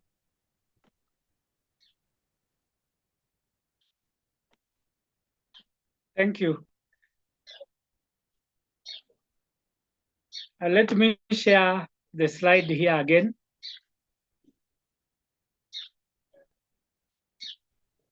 I was in the process of explaining the evaluation part, that we need to evaluate the effectiveness of our training and development by looking at 4 key aspects. I had mentioned 3. The first one was behavior change. The second one was learning. Have the employees acquired some skills? The third one is results, where I was trying to explain whether the employees have reduced their time wastage or material wastage, or there is some improvement. And lastly, another aspect to evaluate is reactions. What is the reaction of the employees who have attended the training?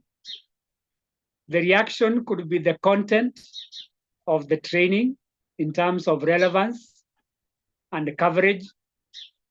The second one could be the learning environment. We are all aware that the learning environment affects learning. If it's very poor, then learning may not take place. So we need a comfortable environment like seats and tables. So those are 4 key components that we are evaluating. 1, behavior, 2, results, 3, learning, and 4, reactions. And then lastly, down there, we have continuous improvement, which I don't need to overemphasize. I want us to look at the next key aspect, because we have 1 hour now. The best practices in learning and development. 1, we start small. I hope you are seeing the slides. I fear that if I go back, it might go back to the beginning. So you start small. How can we start small?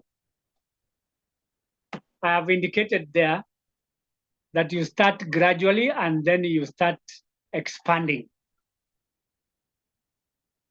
Why? Because evaluating or analyzing the learning and development component might have volumes of data. So when you are collecting data, look for a few areas which we are going to measure, and then progressively you can expand the scope of the evaluation. Secondly, as a best practice, engage stakeholders, both internal and external, so that we can make our training and the development more effective. The other one is continuous improvement, where we regularly review the training program to ensure that it is effective. And lastly, we use technology, because these are the tools that we use in order to collect, analyze, and interpret data related to learning and development. Our last agenda for today is career pathing and success metrics. Career. You can define career pathing in different ways, but basically what I've said there, it is a structured approach to career development. Structure. By structure, I mean that it is a systematic way of identifying different types of careers that employees can take in order for them to grow based on their own career development plans. So to give structure to career pathing, which I will mention in a few minutes, the first thing that you do is to establish the career needs.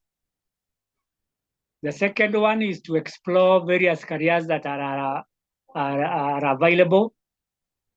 The third one is to look at the strengths and weaknesses of the employees. The fourth one is to develop this employee through training.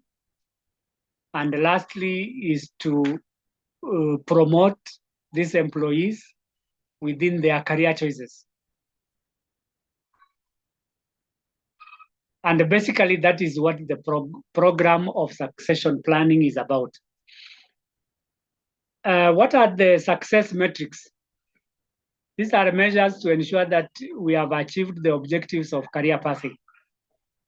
And as we have indicated before, these metrics can either be quantitative or qualitative. These are the components of career pathing. The first one being is self-assessment. Before we started our careers as human resource managers, I believe that is what we did. You assess yourself in terms of skills, interests, and strengths. Those who have been teachers like me before, we chose a career of teaching because we had certain skills like communication, which is required in teaching. Interpersonal skills, which are key in teaching. And also technical skills, which has to do with the methodologies of teaching.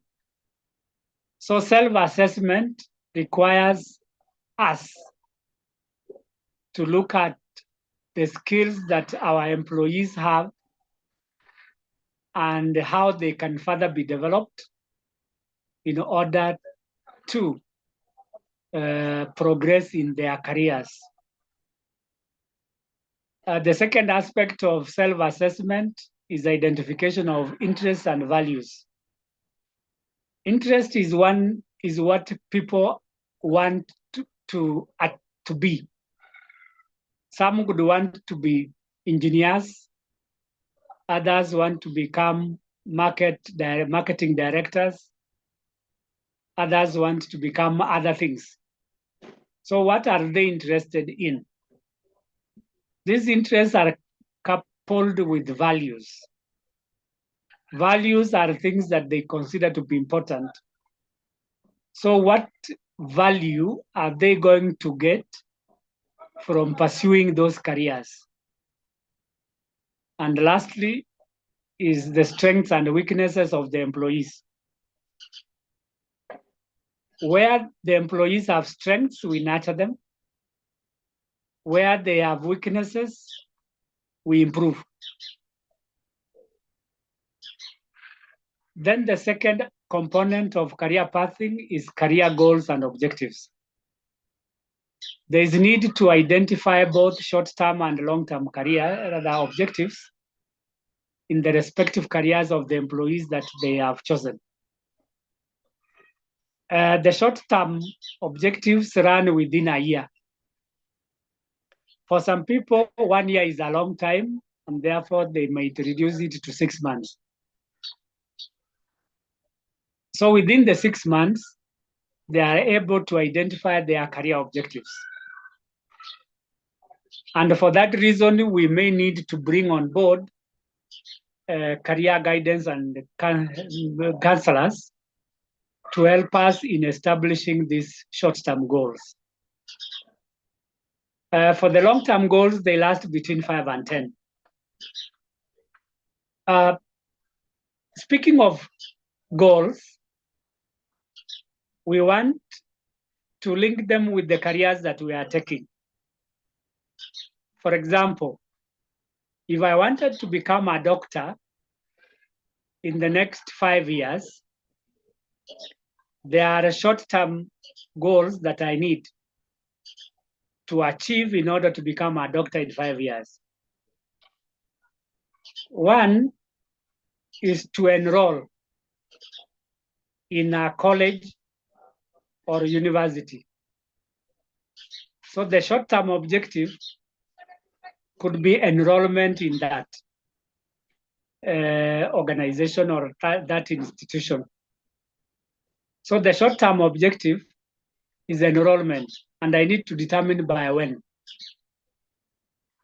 And then after enrolling, I need to establish how long will it take for me to finish maybe a diploma or that degree, because my goal is 5 years.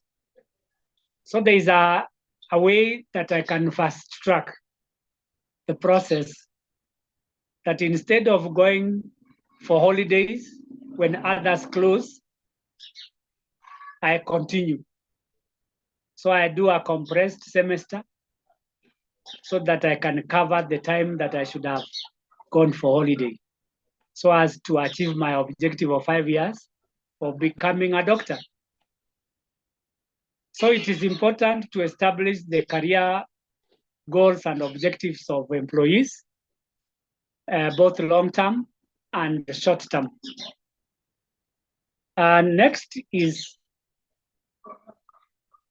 identification of career options.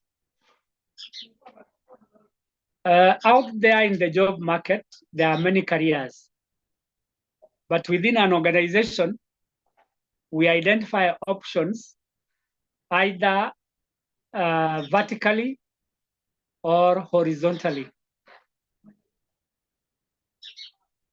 The horizontal movements of people is what I have called lateral movement or moves. That people can be moved sideways in different departments depending on their career choices. If a person is working in marketing and feels like they may want to work in finance, they may need to be moved to finance and start at a lower level in the financial department. And when they start, they need to acquire new skills and knowledge so as to prepare themselves for senior positions within that finance department to which they have moved. So in the lateral movement, we are talking about redesignation. Employees are being redesignated to different departments to pursue their career objectives there. So that is one option, lateral movement through transfers or redesignation. The second one is vertical movement, where people are being promoted to higher positions. The practice is always that people move to higher positions within their departments. Why? Because they may not have the relevant skills in other departments. So if somebody started in HR as an HR officer, they move up the ladder to become senior officers. From there, they can become HR managers. From there to HR directors. That is a vertical move of employees within HR department. The same can be done in other departments like marketing, production, or accounting and finance. Then there are new ones which we call alternative career options. And I've called them the non-traditional career paths, which include part-time work. There are some of us who may not want to be employed full-time in our organizations. So we sign agreements or contracts that last for maybe 3, 4, 5 years. And at the expiry of the 5 years, they are eligible to renew depending on their performance. So there is an option where employees can work part-time. Or alternatively, they can work on special assignments, such as developing new softwares. So if employees are to develop a new software, then they could be assigned this assignment. However long it takes, they will need to acquire skills in that assignment. So training becomes necessary, either through workshops, through conferences, or even through seminars for those special assignments. The fourth step is skills and competency development, where we are talking about training programs and certifications. Through these programs and certifications, employees acquire skills which make them better and also enhance their career prospects. Next is mentoring and coaching, which is related to training and development programs. So mentoring, as we have said since morning, is where lower level employees are partnered with senior ones and they learn from them. For coaching, they develop a day-to-day relationship where the coach guides the new employee or an old employee to internalize certain skills. So coaches are there to sharpen particular skills related to the employees in their respective departments or careers. For mentorship, it's fairly broad. You can be mentored in many areas, but for coaching, it should be in a particular area, like leadership coaching or performance coaching or communication. So all these areas of coaching help to enhance the career of a person. Number 6, which is almost the last one, is performance review and feedback, where we are saying that regular evaluations help to sharpen our career development programs so that we can identify deviations and take corrective measures. On career development plans,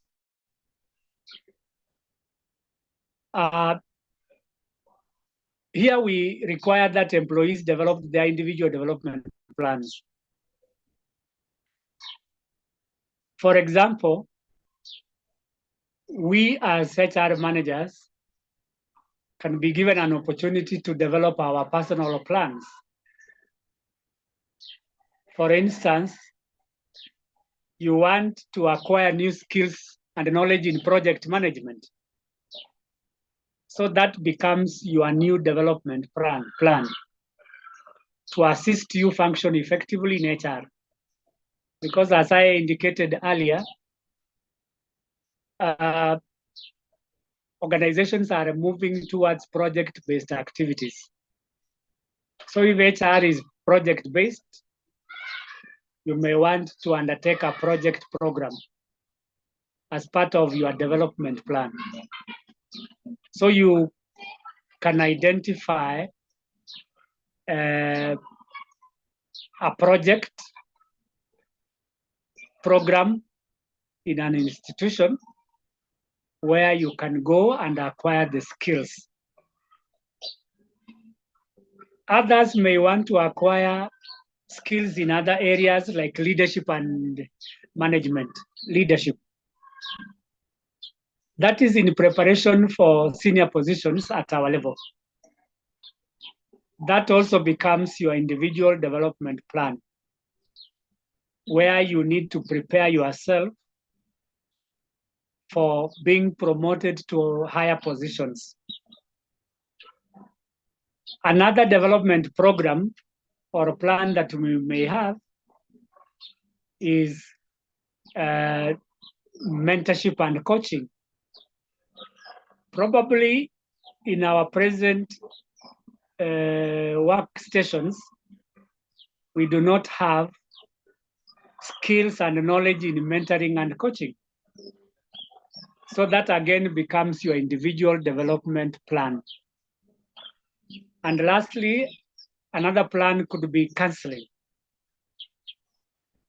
I suspect that all of us in HR underwent through a counseling training program as part of our certification as human resource professionals. Counseling during that time, and I'm talking about my own personal experience, when I was coming in as a HR professional in 1999, there was a subject called career guidance and counseling. So if some of us do not have that background, we may want to advance our skills in counseling. So that becomes an individual development plan, which is personalized in a way. And we have timelines for achieving those career goals. So there are many areas in which we can advance ourselves in terms of career development. So we only need to identify them, inform our managers, and then allocate the resources for these career development plans. The second aspect of career development plan is action plans. These are specific actions that we all need in order to progress in our chosen careers. If I may ask a general question, so that we understand what it means to develop action plans, and that when we conduct our human capital analysis, these are some of the metrics we shall be looking at.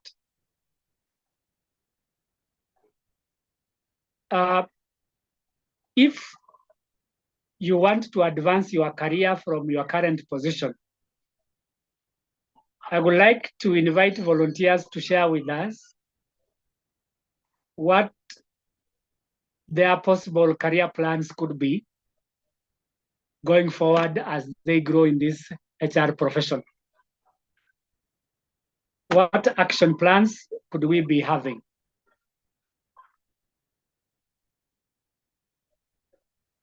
Anybody wants to advance their careers probably in a different area? Na hii sio kujistaki, you are developing yourself.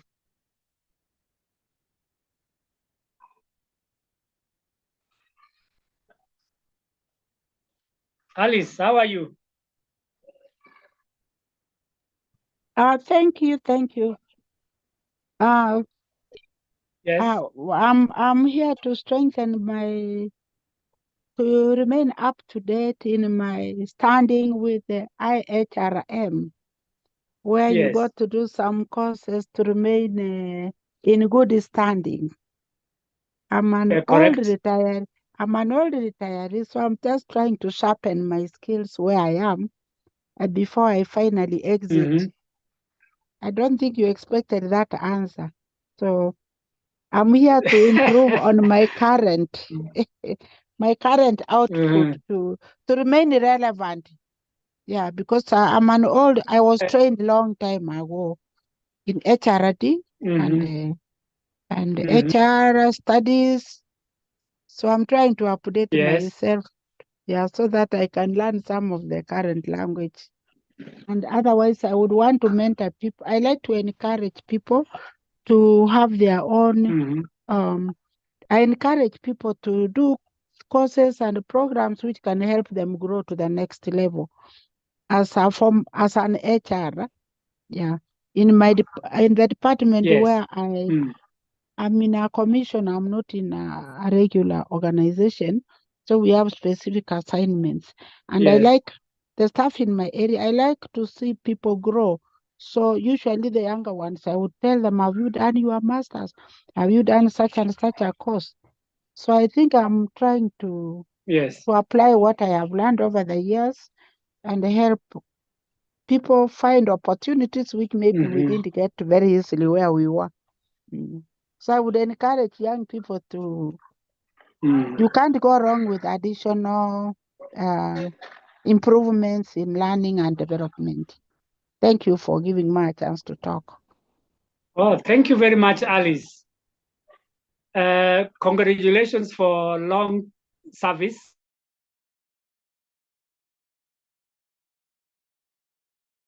Thank you.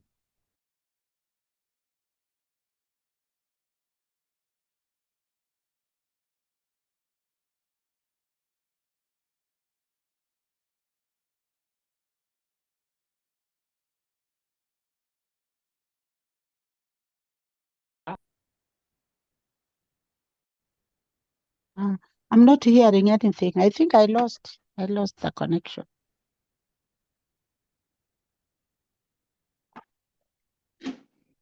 Yeah, even me on my side, I think I.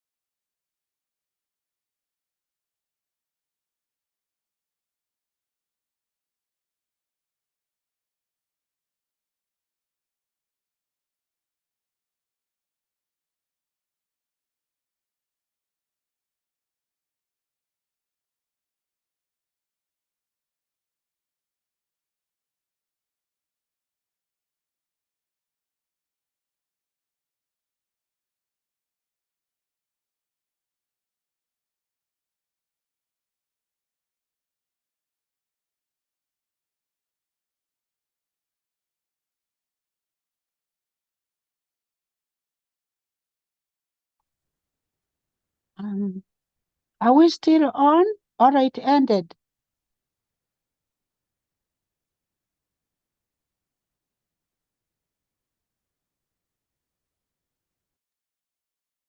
Mwalimu said he had a problem with his network. Let's be patient. Okay, thank you.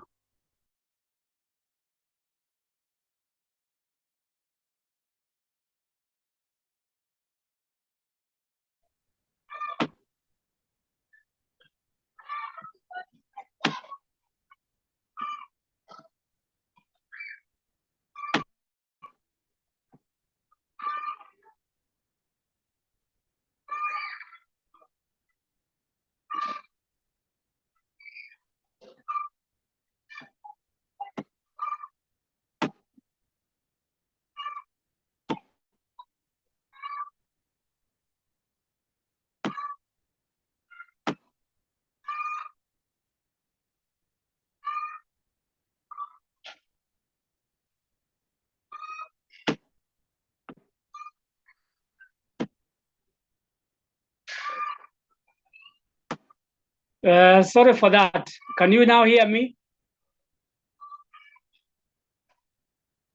Yes. Oh, thank you, Alice. And the rest of the participants, thank you for your patience. These are some of the challenges of remote working. So I was trying to solicit answers from you with regard to action plans, and Alice gave us her own experience that she attends workshops, she attends certification programs to enhance her skills so that she doesn't become expired. And I liked two things that she's doing. One is attending courses related to HR, which is our area of specialization. By attending these courses, you sharpen your skills and knowledge. There are new emerging issues that we all need. And by learning this in some of these programs like this, we enhance our skills, and that becomes of our own, as part of our own individual development plans. Having said that, I think we can go to opportunities for advancement. That is promotion and succession planning. So advancement can be achieved through promotion or through succession planning. The people who are eligible for promotion are those who have high potential. And high potential employees are those who have the skills, the knowledge, the experience, and abilities.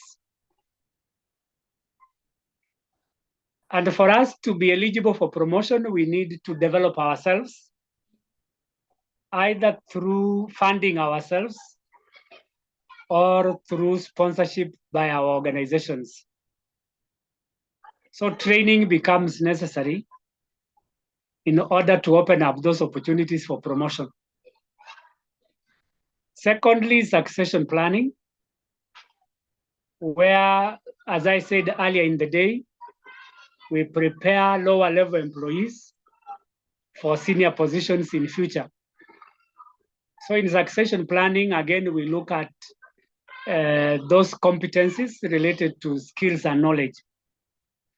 And through these competences, we are able to promote employees on merit. So in succession planning, we identify those people with potential, where they are in terms of their careers, so that as they take over those positions, it is within their own area of specialization or their own department. That is in relation to career. Succession planning should be done with career in mind. What are the measures or metrics for measuring career pathing? I think there was a typing error here. Career pathing.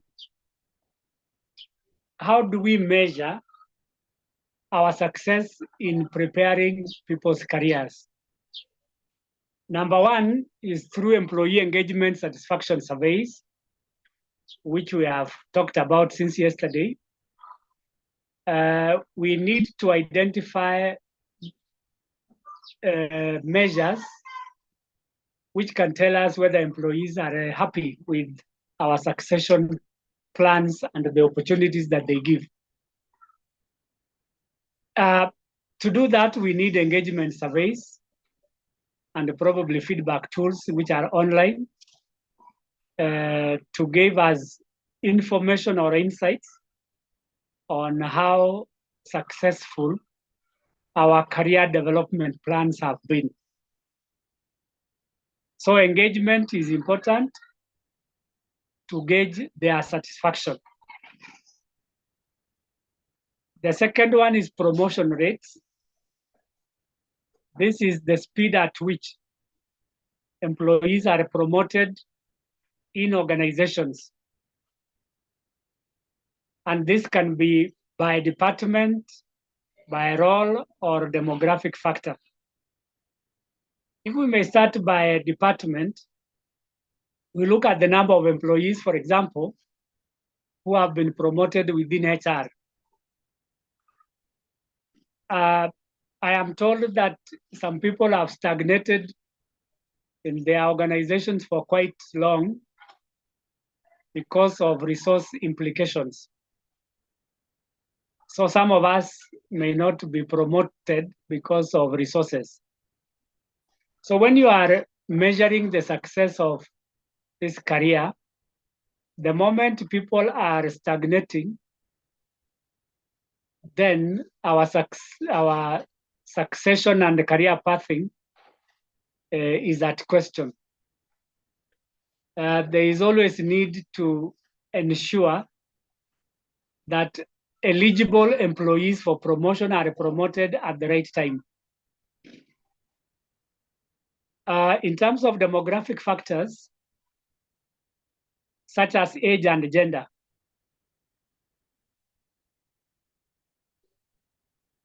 people can grow or move faster in terms of promotions, depending on how they package themselves. The principle here, irrespective of gender or age, should be that promotion is based on merit. But coming to the aspect of gender, it is important to balance that not only men are promoted, but also women are. Because we are a part of the organization and we all work towards its success. Working in the public sector, where the gender role is a key aspect, we need to establish how many men and women have been promoted for over a period of time. That will tell us whether our career planning and pathing has been successful for both male and female employees. Coming to number 3, the time to promote. How much time does it take for a person to be promoted? And again, there are no fixed rules here. This depends largely on the performance of the employee and the skill set that they have. Those who are not very good performers can take a longer time to be promoted. But those who have the right skills and deliver beyond expectations are likely to be promoted faster. So the way an employee packages himself or herself in terms of careers, they can be promoted in a shorter time than those who are not. And that is why our individual development plans come in. That if we have clear plans of what we want to achieve, we can be enrolling in some of these courses so that we can become relevant. Just like Alice has mentioned, you want to be relevant, not only in your department, but to your organization. And you also become more marketable if you enroll in some of these courses. Next is a continuation of the success metrics. How are we going to measure success in terms of career progression? Is the retention rate. So how many employees have remained with our organization after undergoing career development programs? As we said earlier on in the day, one of the retention strategies is career development. So when we develop the careers of our employees, we retain them. So we need to ask ourselves how many employees have remained as a result of these career programs.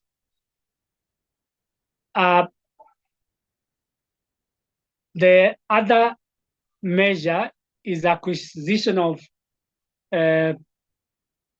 skills and competency development, that part of the process of career development is acquisition of skills and competencies. For example, we have said that there are many ways of developing the careers of people, one of which is training and the other one is management development. These two methods help people to acquire skills that will enable them to move to the next level. And the next level here is through promotion or career development. So new skills are required when people are being trained. And the last point on that screen is that there is performance improvement. Ideally, all organizations look at performance as the most critical part of what they are doing, be it rewarding people or creating a conducive environment. And now we are talking about career planning and pathing. We want to improve the employees' performance. So performance improvement can be enhanced through careers because employees get motivated if they progress through the management ladder of the organizations. And all of us could be motivated to perform better if employers recognize our contribution and invest in us. So those are some of the measures or metrics that we can use to measure the success of our career and development programs. In the next 5 or 10 minutes, I would like us to talk about ethical considerations in human capital analysis. And this takes us back to the very beginning, from the foundations of human capital analysis to strategic management to performance management and learning, which we are doing this afternoon. So what are these ethical aspects that we need to consider when we are conducting this human capital analysis? Number one is data privacy and security. If you look at what I've highlighted down there, that as HR managers, we need to implement robust security systems, which is in compliance with the data protection regulations. In connection to that, I want to speak to data protection regulations, which is under the Data Protection Act. That in this act, we are expected to keep employee data confidential. And there are various aspects related to confidential information. And probably with your contribution, we can react to this question. What are the data in our custody that is considered to be confidential and therefore protected under the Data Protection Act? What confidential data do we have in our custody? That is the question I'm asking.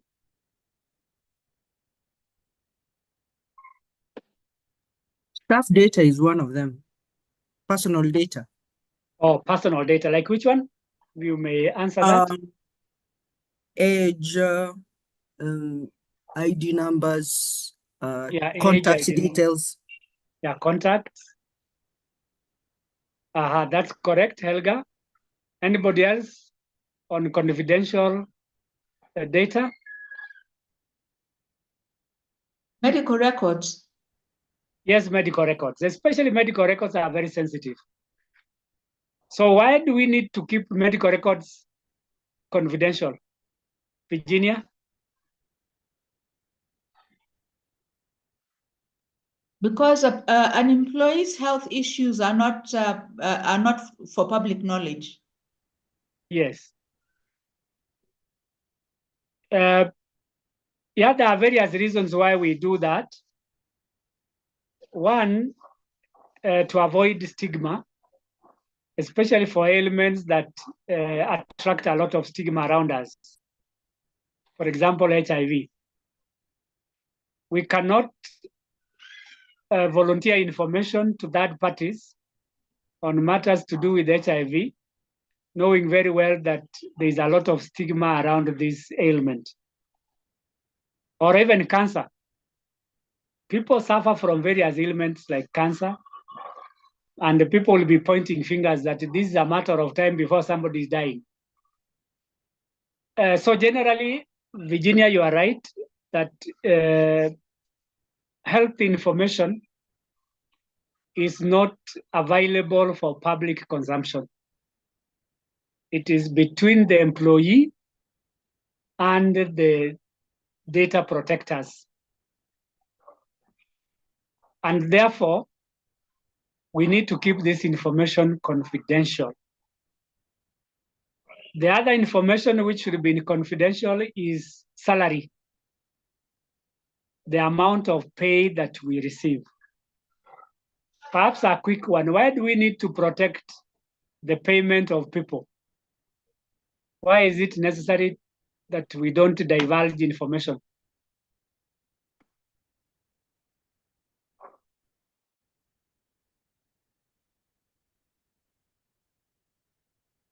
Harrison?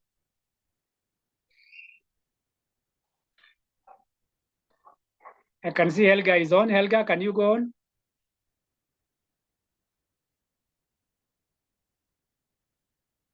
Repeat the question again. The question is, payment is a confidential type of data. Why do we need, salaries. Why do we need to keep it confidential?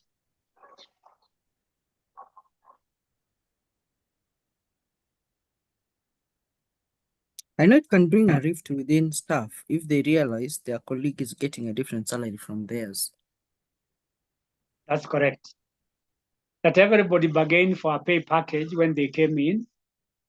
And when they realize that their package is lower or higher than the other, there might be complaints as to why somebody is paid higher and yet they are doing the same job. So those complaints could be there and actually could lead to disagreements between the employer and the employee. And in some cases, it could result in a court case because an employee may feel discriminated against, that we are doing the same things at the same level, in the same office, and yet somebody is paid lower than the other. So thank you, Helga and Virginia, for those responses. And then we need consent. We cannot avail information or collect information from people without their consent. They must agree that they give you information voluntarily. And therefore, there should be no force used. In some organizations, managers use force. And this force is in the form of threats. That if you don't give us this information, you will be given a show cause, or you will have to do a lot of explanation.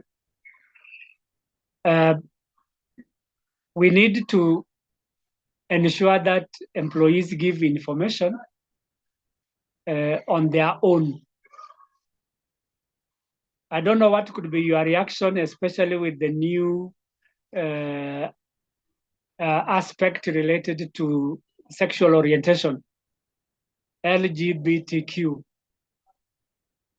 Do you require people to declare their sexual orientation?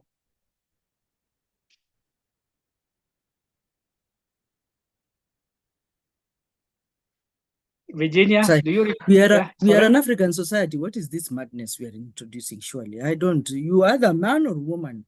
Sexual orientation, it is even illegal in this country. Yeah, and the court gave them an opportunity to interact with the same minds, only that it has not been legalized, but soon it might be legalized. If it is legalized at that point, we can still do that. For now, for me, it is male or female. Yeah, and again, your policies should be clear on this, that we cannot solicit personal information, for example, sexual orientation like LGBTQ. That is highly personal, and it's up to you to keep it. But suppose it affects your employees. There are other employees who are making advances to same-sex employees. What could be your reaction? I think I have, for me, the only policy I have at work is the non-fraternization policy. Otherwise, what people do behind the scenes, if it is willing buyer, willing seller, it's none of my business.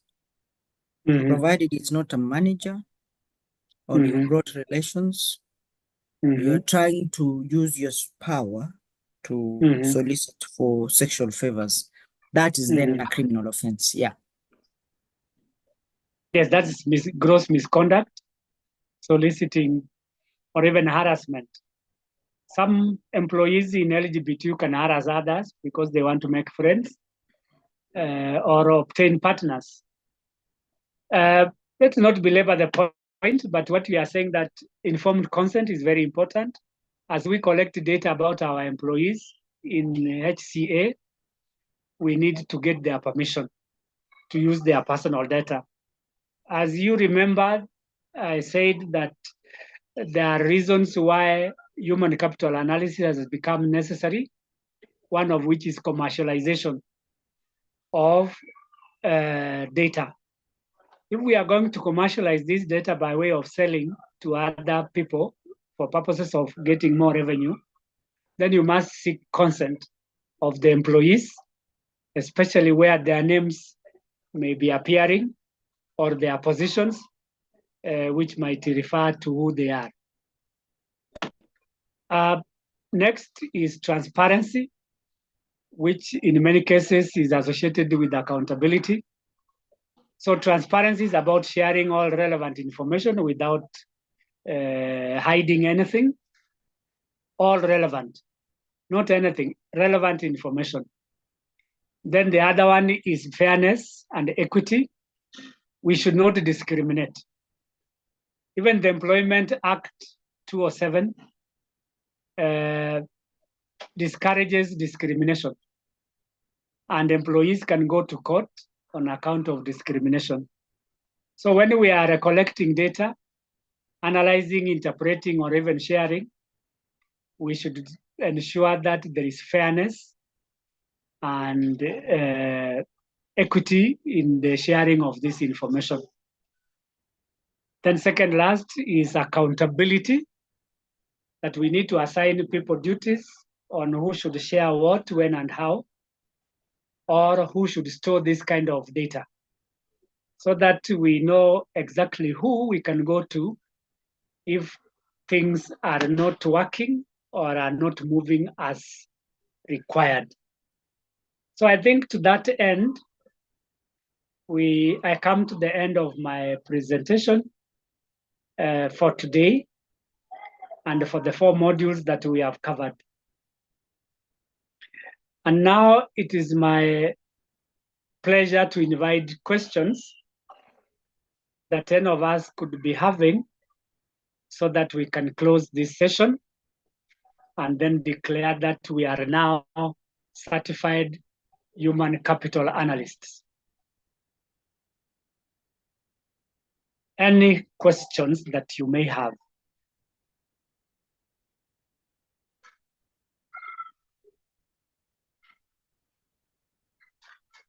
Alice, if you are still there, can Yes. you say something? I want to say that the program has exceeded my expectation. So I'm happy that I enrolled for it. Yes. I've learned a lot of things which are current, considering when I last did training, and my area is training and development.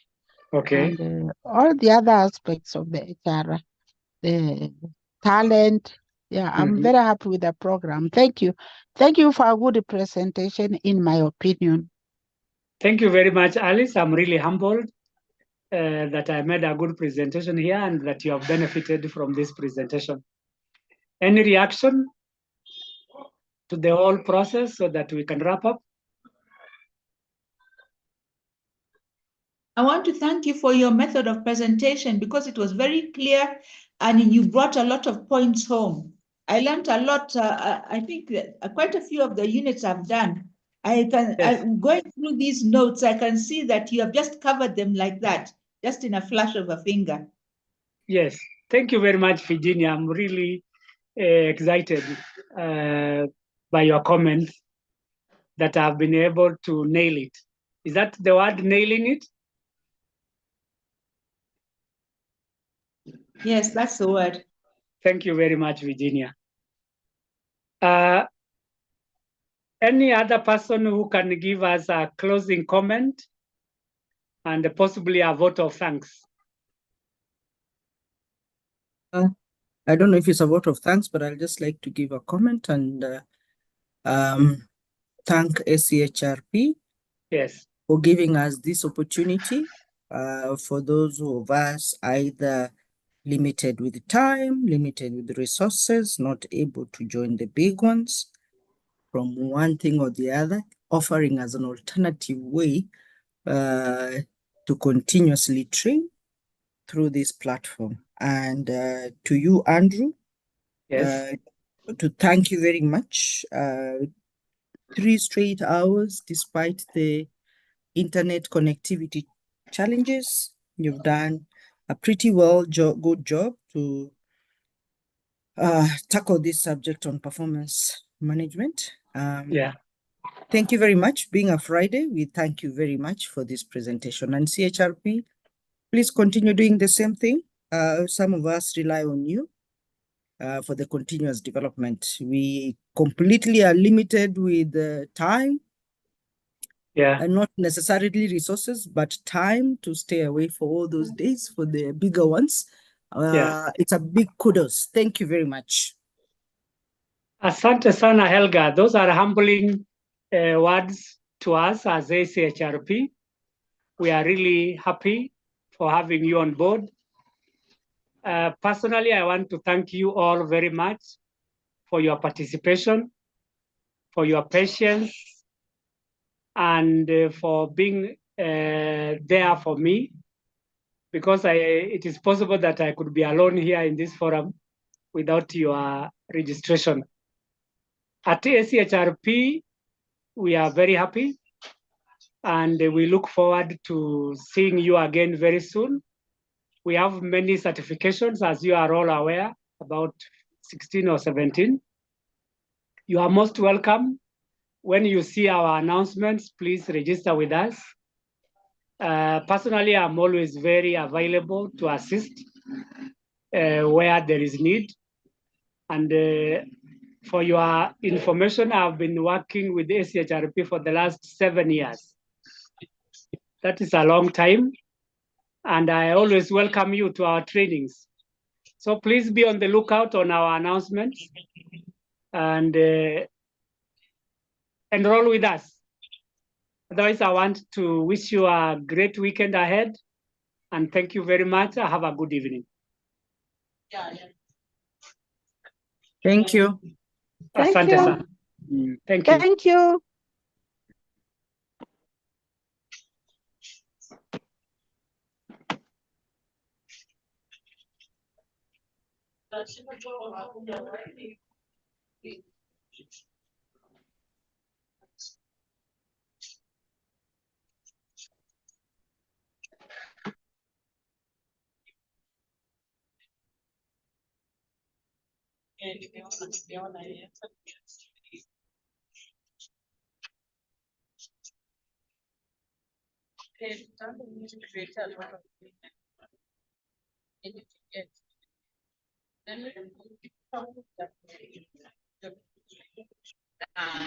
Phineas.